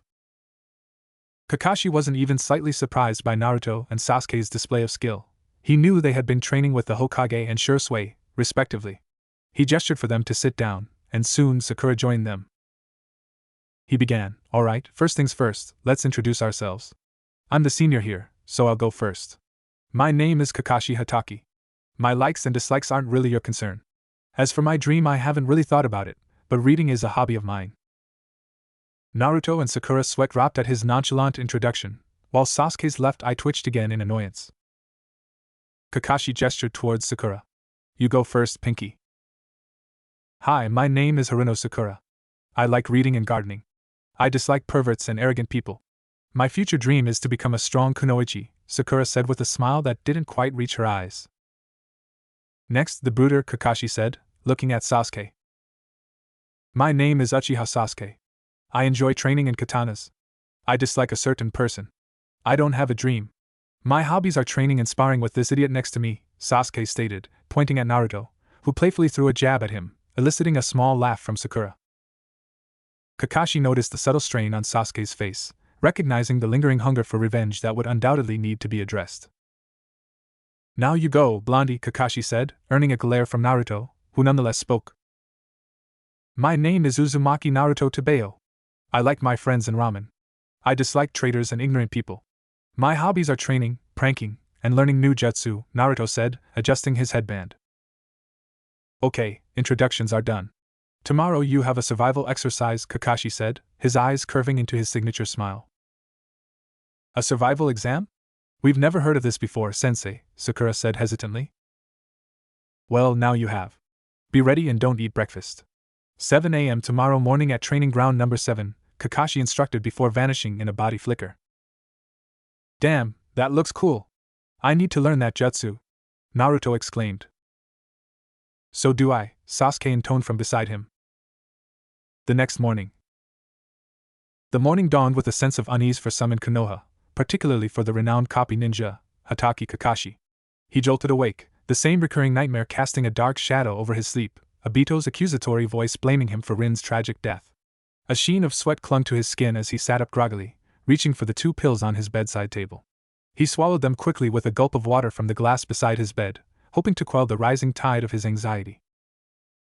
Taking several deep, deliberate breaths, the reality of his day resurfaced. He had to evaluate his new genin squad. Looking around his bedroom, he was surprised to find himself in his own apartment. He had grown accustomed to spending his off-duty hours at Naruto's house, but his access had been revoked after yesterday's team assignments. Naruto was still seething about Kakashi's long-held secret, his face hidden behind a mask only to be revealed during the genin announcements. Naruto felt it was a blatant display of Kakashi's lack of trust.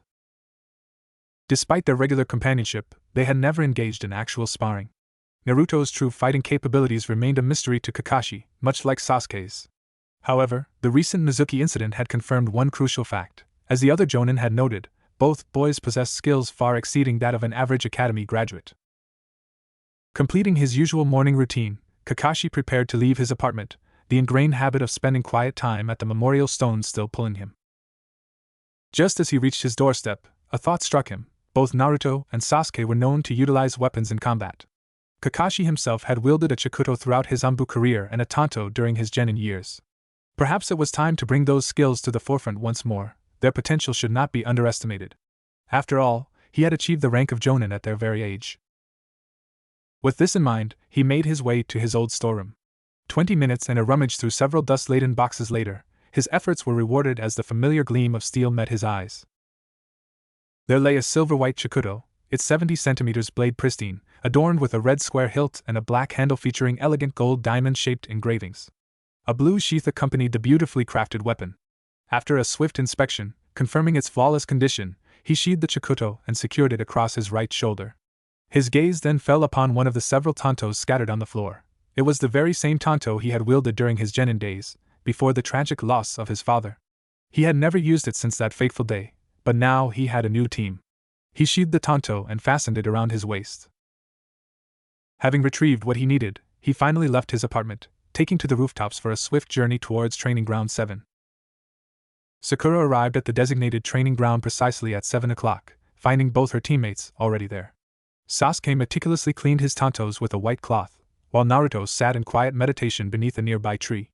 An unfamiliar black bundle rested beside the blonde boy. Choosing the company of Naruto over the seemingly intimidating Sasuke, who appeared formidable even without a katana, she sat down beside him. Despite her skepticism towards the village rumors surrounding the two boys, they still exuded an aura of intensity.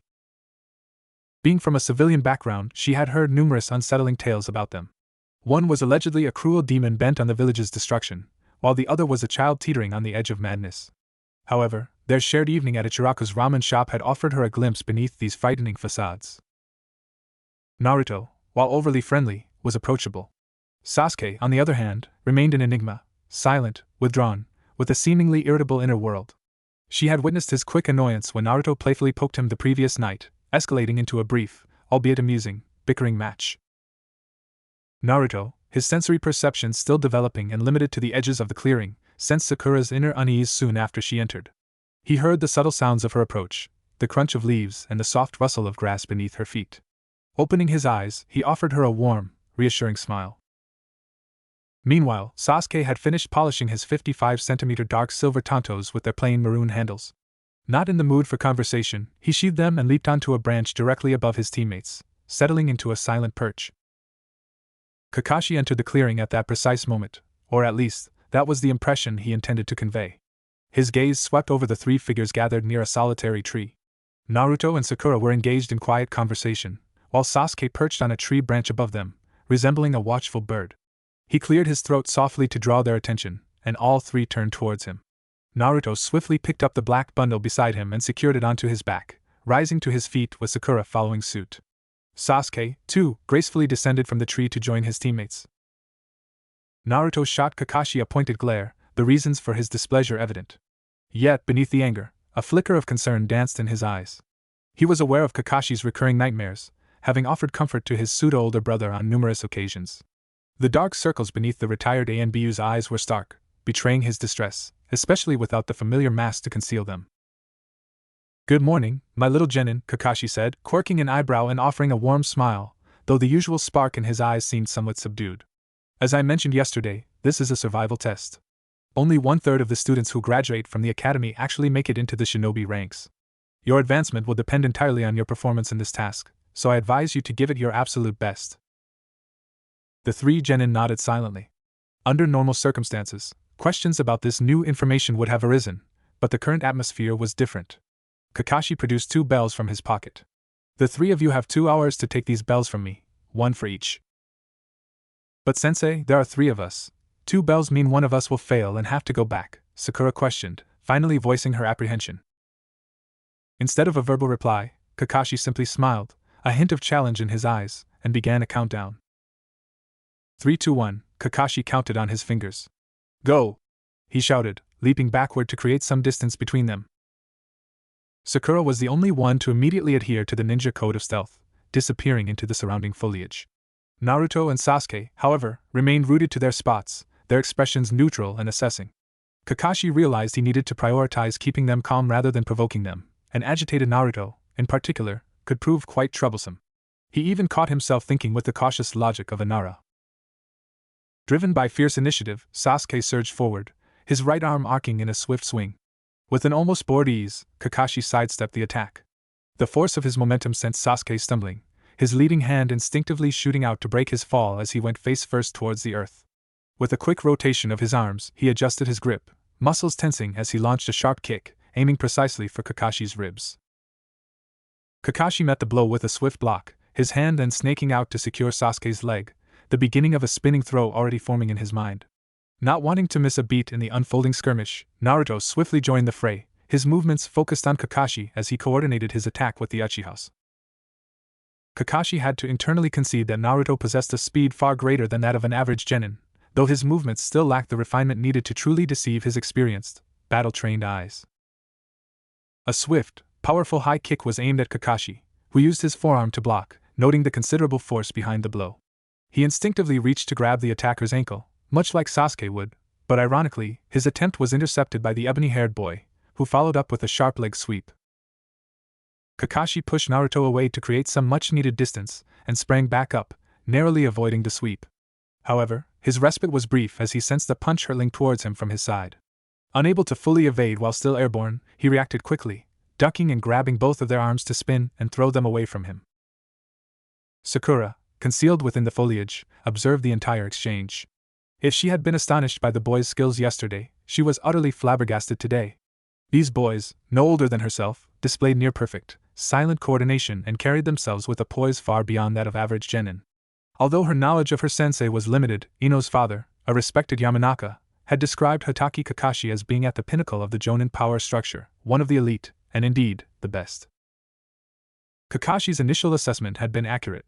The blonde Uzumaki and the lone Uchiha possessed remarkable skill, potentially surpassing even low-level Chunin. Sakura was poised, waiting for her team's next move, when she suddenly felt a light tap on her shoulder, causing her to jump slightly before turning to face the culprit. Expecting Kakashi, she was surprised to see her blonde teammate standing there, solid and real. "You should go help Sasuke and the boss hold down Sensei. They're doing well, but an extra pair of hands would make it easier," a very tangible Naruto told her. "The 3 of you could only dream of taking down Sensei when you work together, if that's even possible." Sakura glanced across the training ground to see another Naruto actively coordinating his movements with Sasuke, attempting to outmaneuver the one-eyed scarecrow. "Boss? Hey! You're a solid clone, how is that even possible?" Sakura exclaimed, pointing a finger at the shadow clone. The clone smiled and shrugged. Naruto glanced at Sasuke, who was struggling just as much. Kakashi was effortlessly holding them both at bay with minimal effort. Naruto wasn't eager to reveal his full fighting capabilities so early. Hiruzen had instructed him to keep his true strength hidden unless absolutely necessary, that is, if he or his teammates were in serious danger. Their eyes met, and Sasuke gave a subtle nod, a silent acknowledgement that Kakashi was a formidable opponent they couldn't easily overcome. They were still far from landing a clean hit on the masked Jonin. Naruto shook his head slightly and pressed forward with the attack. He formed the horse seal, deactivating his resistance seals and allowing his speed to increase to 1.5 times its normal rate. Simultaneously, Sasuke channeled his chakra, activating his Sharingan with 2 tomos swirling in each crimson eye. Kakashi briefly considered revealing his own Sharingan but decided against it. Sasuke's control over his eyes at this speed wasn't yet refined enough to overwhelm him, a fact Shursui had confirmed. While Naruto possessed natural speed, and the removal of his resistance seals would enhance it, it still wasn't a significant threat to the renowned Jonin. This time, they both charged simultaneously. Naruto launched a right-handed punch, which Kakashi expertly blocked with his knee. At the same moment, Sasuke attempted a kick, but Kakashi's free foot intercepted it. Using his legs for support, Kakashi briefly hovered above the ground, one knee blocking Naruto's punch and the other leg poised to block Sasuke's attack. Then, with swift precision, he gripped their shoulders and flipped them over, using their momentum to throw them away from him. They landed on their feet some distance away from Kakashi. Naruto grinned, slinging his black bundle over his shoulder, while Sasuke's hand instinctively went to the handles of his twin tantos. Naruto revealed his bow staff and adopted a ready stance, his movements synchronizing with Sasuke, who smoothly transitioned into Chudan no Kami, a mid-level stance favored by the Uchiha clan for their kenjutsu. His tantos were held in a reverse grip, allowing for more fluid movements. With a swift flick of his bow, Naruto charged forward, Sasuke right behind him. Kakashi, in the meantime, had already drawn both his Chikuto and tanto. Sasuke took the initiative mid-charge, aiming a dual tanto strike towards Kakashi's head. Kakashi raised his tanto to block Sasuke's attack, his eye simultaneously tracking Naruto's approach. Naruto, assuming Kakashi's focus was solely on Sasuke, closed in on the masked Jonin, aiming a direct strike at his unguarded abdomen. Anticipating this, Kakashi swiftly brought his Chikuto forward, clashing against Naruto's bow and forcefully pushing him back. Unbeknownst to the three of them, Sakura had stealthily closed the distance. She drew a kunai from her pouch and aimed it at Kakashi. However, Kakashi feigned ignorance of her approach.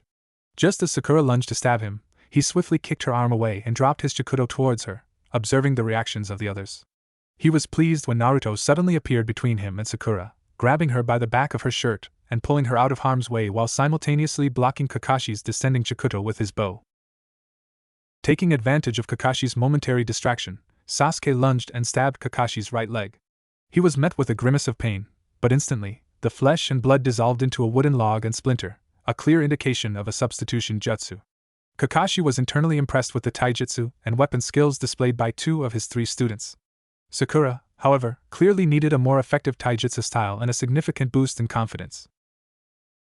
"Very well done!" Kakashi voiced echoed in the clearing. Now, for the second lesson, ninjutsu. Katon Fire Phoenix Jutsu. Several small, flaming bird-shaped projectiles erupted from a nearby bush, streaking towards the 3 students and revealing Kakashi's new position. Naruto took the lead, stepping forward to protect his teammates. He swiftly formed 4 hand seals and yelled, "Suetun, water shield." A surge of water rose from the nearby pond, forming a solid liquid barrier that effectively blocked the incoming fireballs. Kakashi smiled faintly at his younger brother's resourcefulness.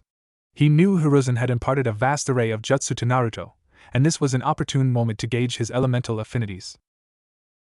"Right-un Earth Flash!" Kakashi exclaimed, a bolt of lightning crackling from his outstretched palms, utilizing the very soil as a conduit. Naruto recognized the danger. Water was an excellent conductor of electricity. Acting quickly, he mirrored Kakashi's rapid hand movements, inhaled deeply, and then unleashed a powerful gust of wind. Futon breakthrough.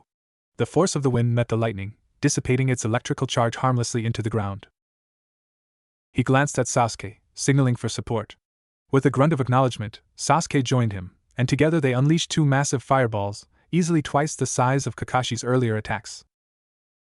However, Kakashi remained unfazed, slamming his palm onto the ground. Doton, mud wall. A substantial wall of mud erupted, halting the colossal fireballs in their tracks. Naruto, not one to be outdone, formed another set of hand seals and launched several fist-sized spheres of water at the mud wall. The water relentlessly eroded the earth, causing the wall to melt back into a muddy puddle. Unbeknownst to them, Sakura was once again attempting a stealthy approach on Kakashi. Her repeated attempts to adhere to the fundamental academy rule of stealth were, to put it mildly, transparent. Kakashi was a top-tier jonin, a master tracker aided by his ninja hounds. His own senses were arguably sharper than even those of the Inuzuka clan. Even Sakura's delicate perfume acted as a beacon, making her location easily discernible. Yet, he remained stationary, observing her next move. Surprisingly, she hurled 3 shurikens coated in a green liquid, likely a paralyzing poison, towards Kakashi. He deliberately allowed the shurikens to strike his left leg. Seizing the opportunity, Sakura swiftly reached for the bells at his waist, snatching them, and throwing one towards Naruto and the other towards Sasuke. Suddenly, Kakashi dissolved into mud, and the bells in Naruto's and Sasuke's hands also melted, revealing them to be as illusory as Kakashi's clone.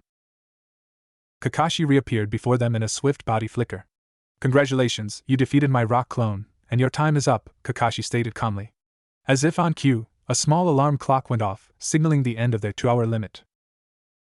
Kakashi had half mind to tie Sakura to the pole, but he forfeited the plan as his team had already shown teamwork. For now, Kakashi would accept that, yet it didn't mean that would remain as such for long. No, he would train them to be a tightly packed team. At least until they reached the skill levels Naruto and Sasuke displayed would determine their rankings in the future, which was certain. Naruto and Sasuke's jutsu combinations were complementary. Their team dynamics were effective and sharp, and it was clear from their subtle signals or wordless gestures that they understood each other clearly.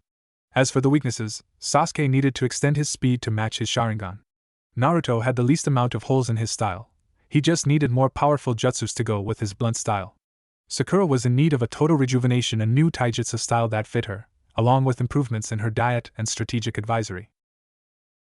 To ascertain her aptitude for the medical arts, he would need to procure specific medical scrolls. Additionally, other essential scrolls covering various fundamental topics would be necessary to refresh her memory. This task shouldn't consume excessive time, given her sharp intellect and considerable theoretical understanding, even if her practical application was noticeably lacking. Furthermore, Kakashi recognized that both Naruto and Sasuke were consciously suppressing their full capabilities from manifesting, a factor that would have undoubtedly made things considerably more taxing. He had also discerned a peculiar familiarity in Naruto's taijutsu. It was as if all the components of a complex puzzle were present and correctly aligned, save for 1 or 2 crucial connecting pieces. "Well, you have certainly performed adequately.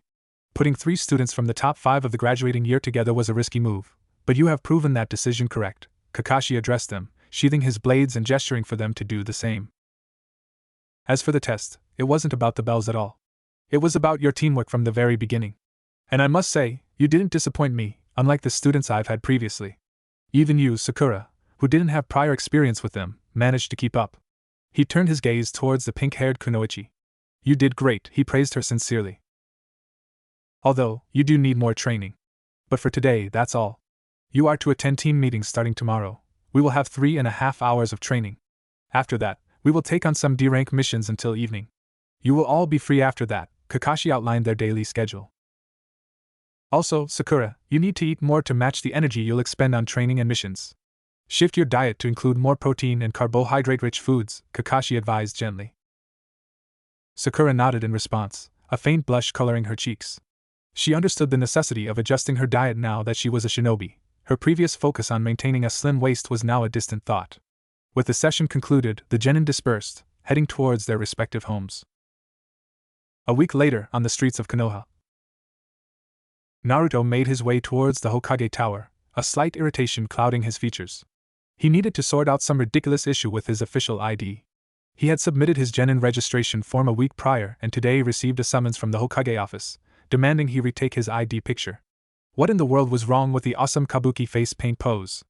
If his legendary godfather was allowed to use it, then by all means, so should he. He bounded up the stairs to the 2nd floor and strolled down the corridor, the last room on the left his intended destination. As he entered the genealogy registration office, his eyes met those of an elderly man who regarded him with an impassive expression. "I was sent here to change my profile picture, but I really don't want to. Is there some kind of problem with it?" Naruto asked, a hint of uncertainty in his voice. "No, why would I have any issue with your picture, boy? It was Hokage-sama who instructed me to retake it. If you insist on keeping it as it is, you'll have to take it up with him," the man replied nonchalantly, returning to his paperwork. With a sigh, Naruto reversed his direction and headed towards the Hokage chamber. He knocked politely on the door. He would never again make the mistake of barging in. He vividly remembered the day Hiruzen had instilled in him the importance of respecting personal space. It was during the early, clumsy days of his training, when proper courtesy around his seniors was still a foreign concept. He had burst into the Hokage chamber one morning without knocking. The punishment had been 2 consecutive days of relentless running across the entire village, with a mere 4 hours allotted for sleep, meals, and, well, nature's calls. The second day had been pure agony. Every bone in his body had screamed in protest, and his muscles had refused to obey even the simplest commands. He knew a similar transgression would be met with equally brutal consequences. Enter, Hiruzen's voice called from within. Hey sensei, what's the big deal with my picture on the registration form? Even Aroaji used similar kinds of pictures for his official ID, Naruto grumbled, stepping into the office. Hiruzen studied him for a moment before letting out a soft sigh. Naruto was so much like his parents, a perfect blend of endearing and exasperating.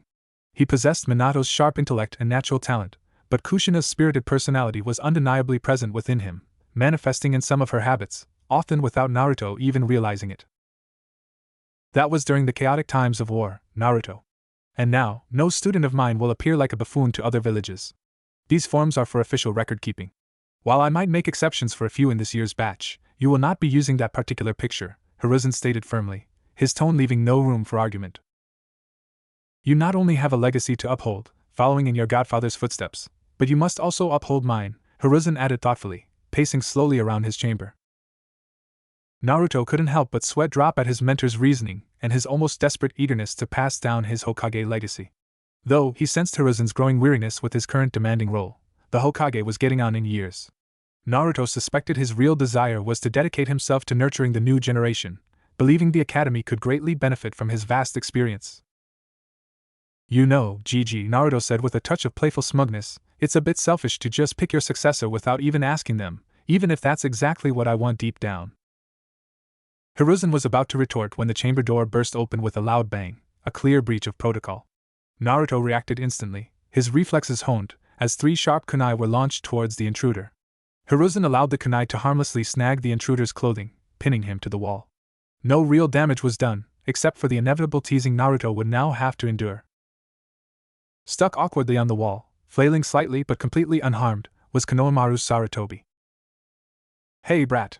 What do you think you're doing? Naruto asked, his gaze sharp and penetrating. Put him down, Naruto, Hiruzen interjected gently. Naruto looked back at his sensei, a question in his eyes.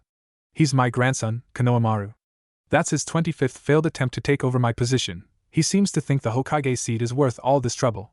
Hiruzen muttered the last part under his breath. Pardon me, sensei. The intrusion was so sudden, I didn't have a chance to process anything, Naruto apologized, pulling the kunai free and allowing Konohamaru to drop to the floor with a soft thud. No, it's quite alright.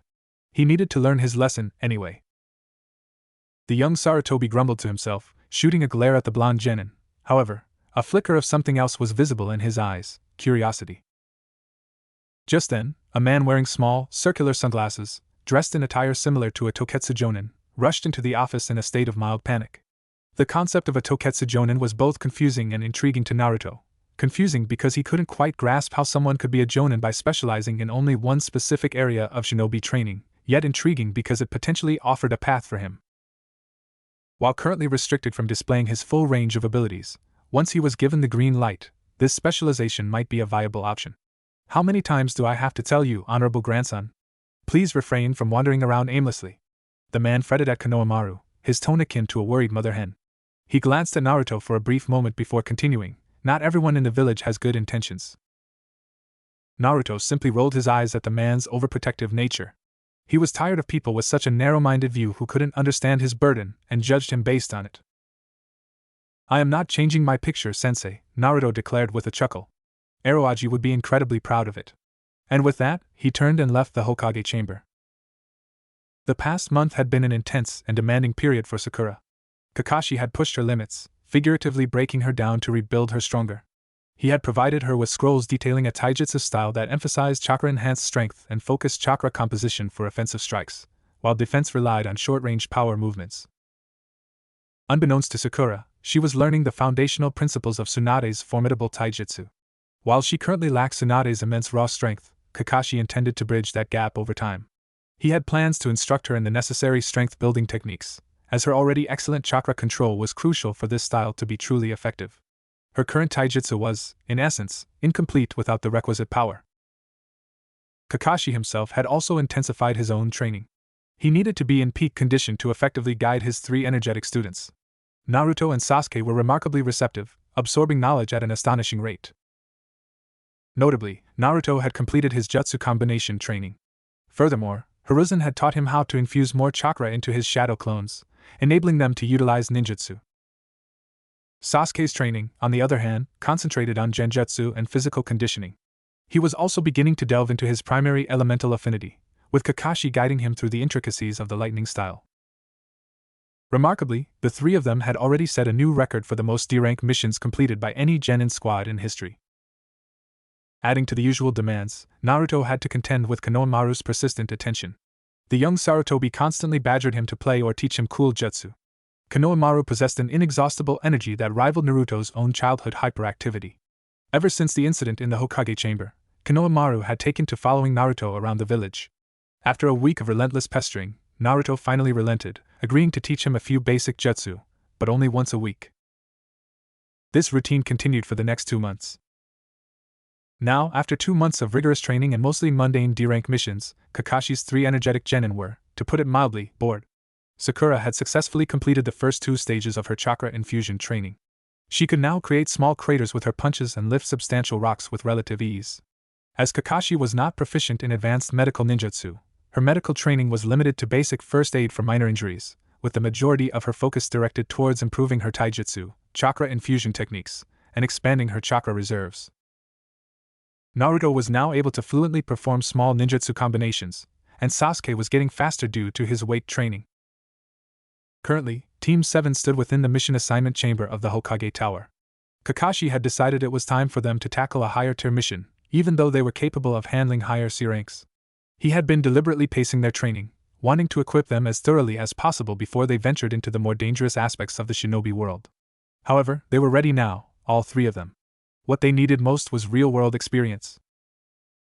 A straightforward escort mission or a bandit capture would suffice, as long as it provided them with their first kill experience and allowed them to process it quickly. Otherwise, they risked freezing up during a critical moment in a future mission, a scenario that could have dire consequences. Hiruzen sat at the center of the room, delegating missions to available jonin and chunin, occasionally interjecting with umbu assignments. Iruka was seated beside him, along with several other chunin and jonin. Kakashi cleared his throat, drawing everyone's attention. Hokage-sama, I've come to accept a C-ranked mission for my team, Kakashi stated in a formal tone. The 3 genin visibly perked up. Naruto and Sakura were gazing at Kakashi with wide, hopeful eyes, while a subtle, pleased smirk played on Sasuke's lips. Finally, no more tedious tasks like catching stray cats, painting fences, babysitting, or cleaning lawns. But Kakashi-san, isn't it too soon for them to take on such high-level missions? Iruka interjected, his concern for his former students evident. Naruto and Sakura turned pleading eyes towards Iruka. Why was their sensei seemingly hindering their first real mission? They felt stifled by the endless string of D-rank tasks. I don't believe a C rank is too advanced for my genin, Kakashi asserted swiftly. After all, they have completed the required number of missions and have set a new record for the most D-rank missions completed in a single week by a team. If they aren't ready, then I doubt anyone else would be, Kakashi stated firmly. He was confident in his genin's abilities, especially with the rotating leadership system he had implemented within the team. In Kakashi's absence, the leadership responsibilities were shared among the 3 genin, a strategy Kakashi believed would foster their individual growth and overall team efficiency. I concur, Kakashi, Hiruzen interjected before the conversation could devolve into a heated debate between the academy instructor and his elite jonin. I am assigning your team a C-rank mission. It's an escort mission to the Wave Country. You are to protect a bridge builder from bandits. Hiruzen read aloud from a scroll and tapped the bell on his desk. A chunin peeked into the room, awaiting instructions. Bring in Tazuna-san. His escort team is ready, Hiruzen ordered. An elderly man, unsteady on his feet, stumbled into the office, swaying with a subtle lack of coordination. His sparse gray hair mirrored the short, neatly trimmed goatee that framed his chin. A light brown vest, creased with age and wear, covered a simple black pair of trousers that spoke of countless prior uses. Perched precariously on his nose were spectacles, slightly askew, as was the weathered straw hat that sat jauntily on his head. The vest bore numerous wrinkles and faint stains, while the pants appeared faded and stretched in places. A potent aroma of alcohol wafted from him, painting the initial impression of a common drunkard seeking refuge. However, Naruto's unusually sharp senses registered subtle nuances beneath the seemingly inebriated facade, a flicker in his eyes, a controlled tension in his posture, leading him to the firm conclusion that this man was far from who he outwardly presented himself to be. I asked for top elite ninjas to protect me, Not some snot-nosed little brats, the man slurred, taking a swig from the sake bottle in his hand. Look at that girl over there, she's got the funniest hair color I've ever seen. That black-haired boy looks sickly, and that yellow-haired one is just plain stupid looking. Sakura was the only one to take the bait. A prominent vein throbbed on her forehead. Naruto and Sasuke shot the man icy glares before pointedly looking away. I suggest you refrain from insulting my genin, Tazuna-san. I am an elite jonin and perfectly capable of dealing with lowly bandits on my own, Kakashi addressed the bridge builder sincerely. Tazuna nodded, but a slight hesitation in his movements didn't escape Kakashi's sharp eye. Something was amiss. Tazuna was either unsure of Kakashi's abilities or deliberately concealing something. Regardless, Kakashi instructed his genin to pack supplies for 2 weeks and meet him at the village gates in 2 hours. The three accepted the order and departed for their homes to gather the necessary provisions. Naruto efficiently packed food, clothing, kunai, shuriken, and a sleeping bag into separate, sealed scrolls. Learning the art of sealing had been one of the first skills Jiraiya had taught him during their ninja arts lessons, applicable to both living and non-living items. He tucked the scroll containing food, clothes, and his sleeping bag inside his jacket, while he hung the weapons scroll securely at his waist. He also swapped his half-sleeved shirt for a full-sleeved one, strapped his bow staff across his back, and then headed off to inform Anko about his upcoming mission. It was a non-negotiable step. Failing to tell her his whereabouts would result in her tearing the entire village apart in a frantic search. In recent years, Anko had become a constant presence at his home when she wasn't on duty. Their bond was that of siblings in every sense but blood, marked by constant bickering yet deep mutual protectiveness. She would check on him multiple times a day, sometimes as often as 4 times. A well-known saying among the villagers was, "If you don't want to incur the wrath of the snake mistress, don't even think about touching her brother." It was common knowledge that Naruto was fiercely guarded by the merciless kunoichi. This possessive affection was not surprising, given Naruto's unique ability to draw those who truly knew him into a circle of deep affection. The genin arrived at the village gates simultaneously, finding Kakashi and Tazuna already waiting for them. Kakashi noted the absence of any visible packs on the 3 genin. He knew Jiraiya had taught Naruto how to create and use sealing scrolls, yet his curiosity got the better of him. "Why don't I see any bags on your shoulders?" It was Sasuke who replied, pointing towards Naruto. "He packed our supplies and sealing scrolls for better movement."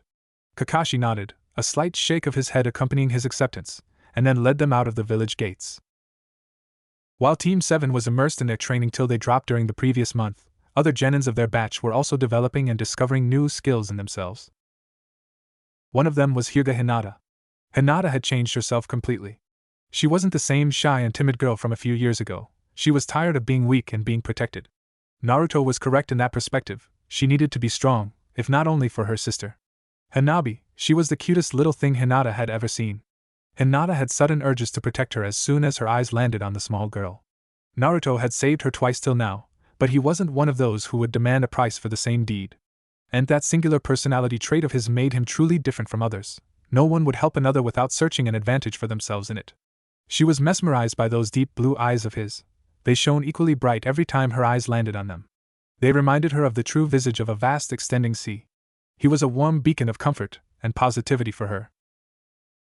Hisashi had taken her under his training. He was already notorious within his family for being unyielding. Only Hayashi and Hisashi's wife were able to make him do anything.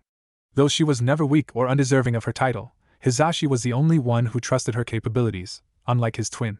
He knew Hinata wasn't weak, she was just kind-hearted, like her mother, and the clan elders were persistent on making her become an ice princess. After testing her affinity, it was discovered that she had a strong affinity for Sway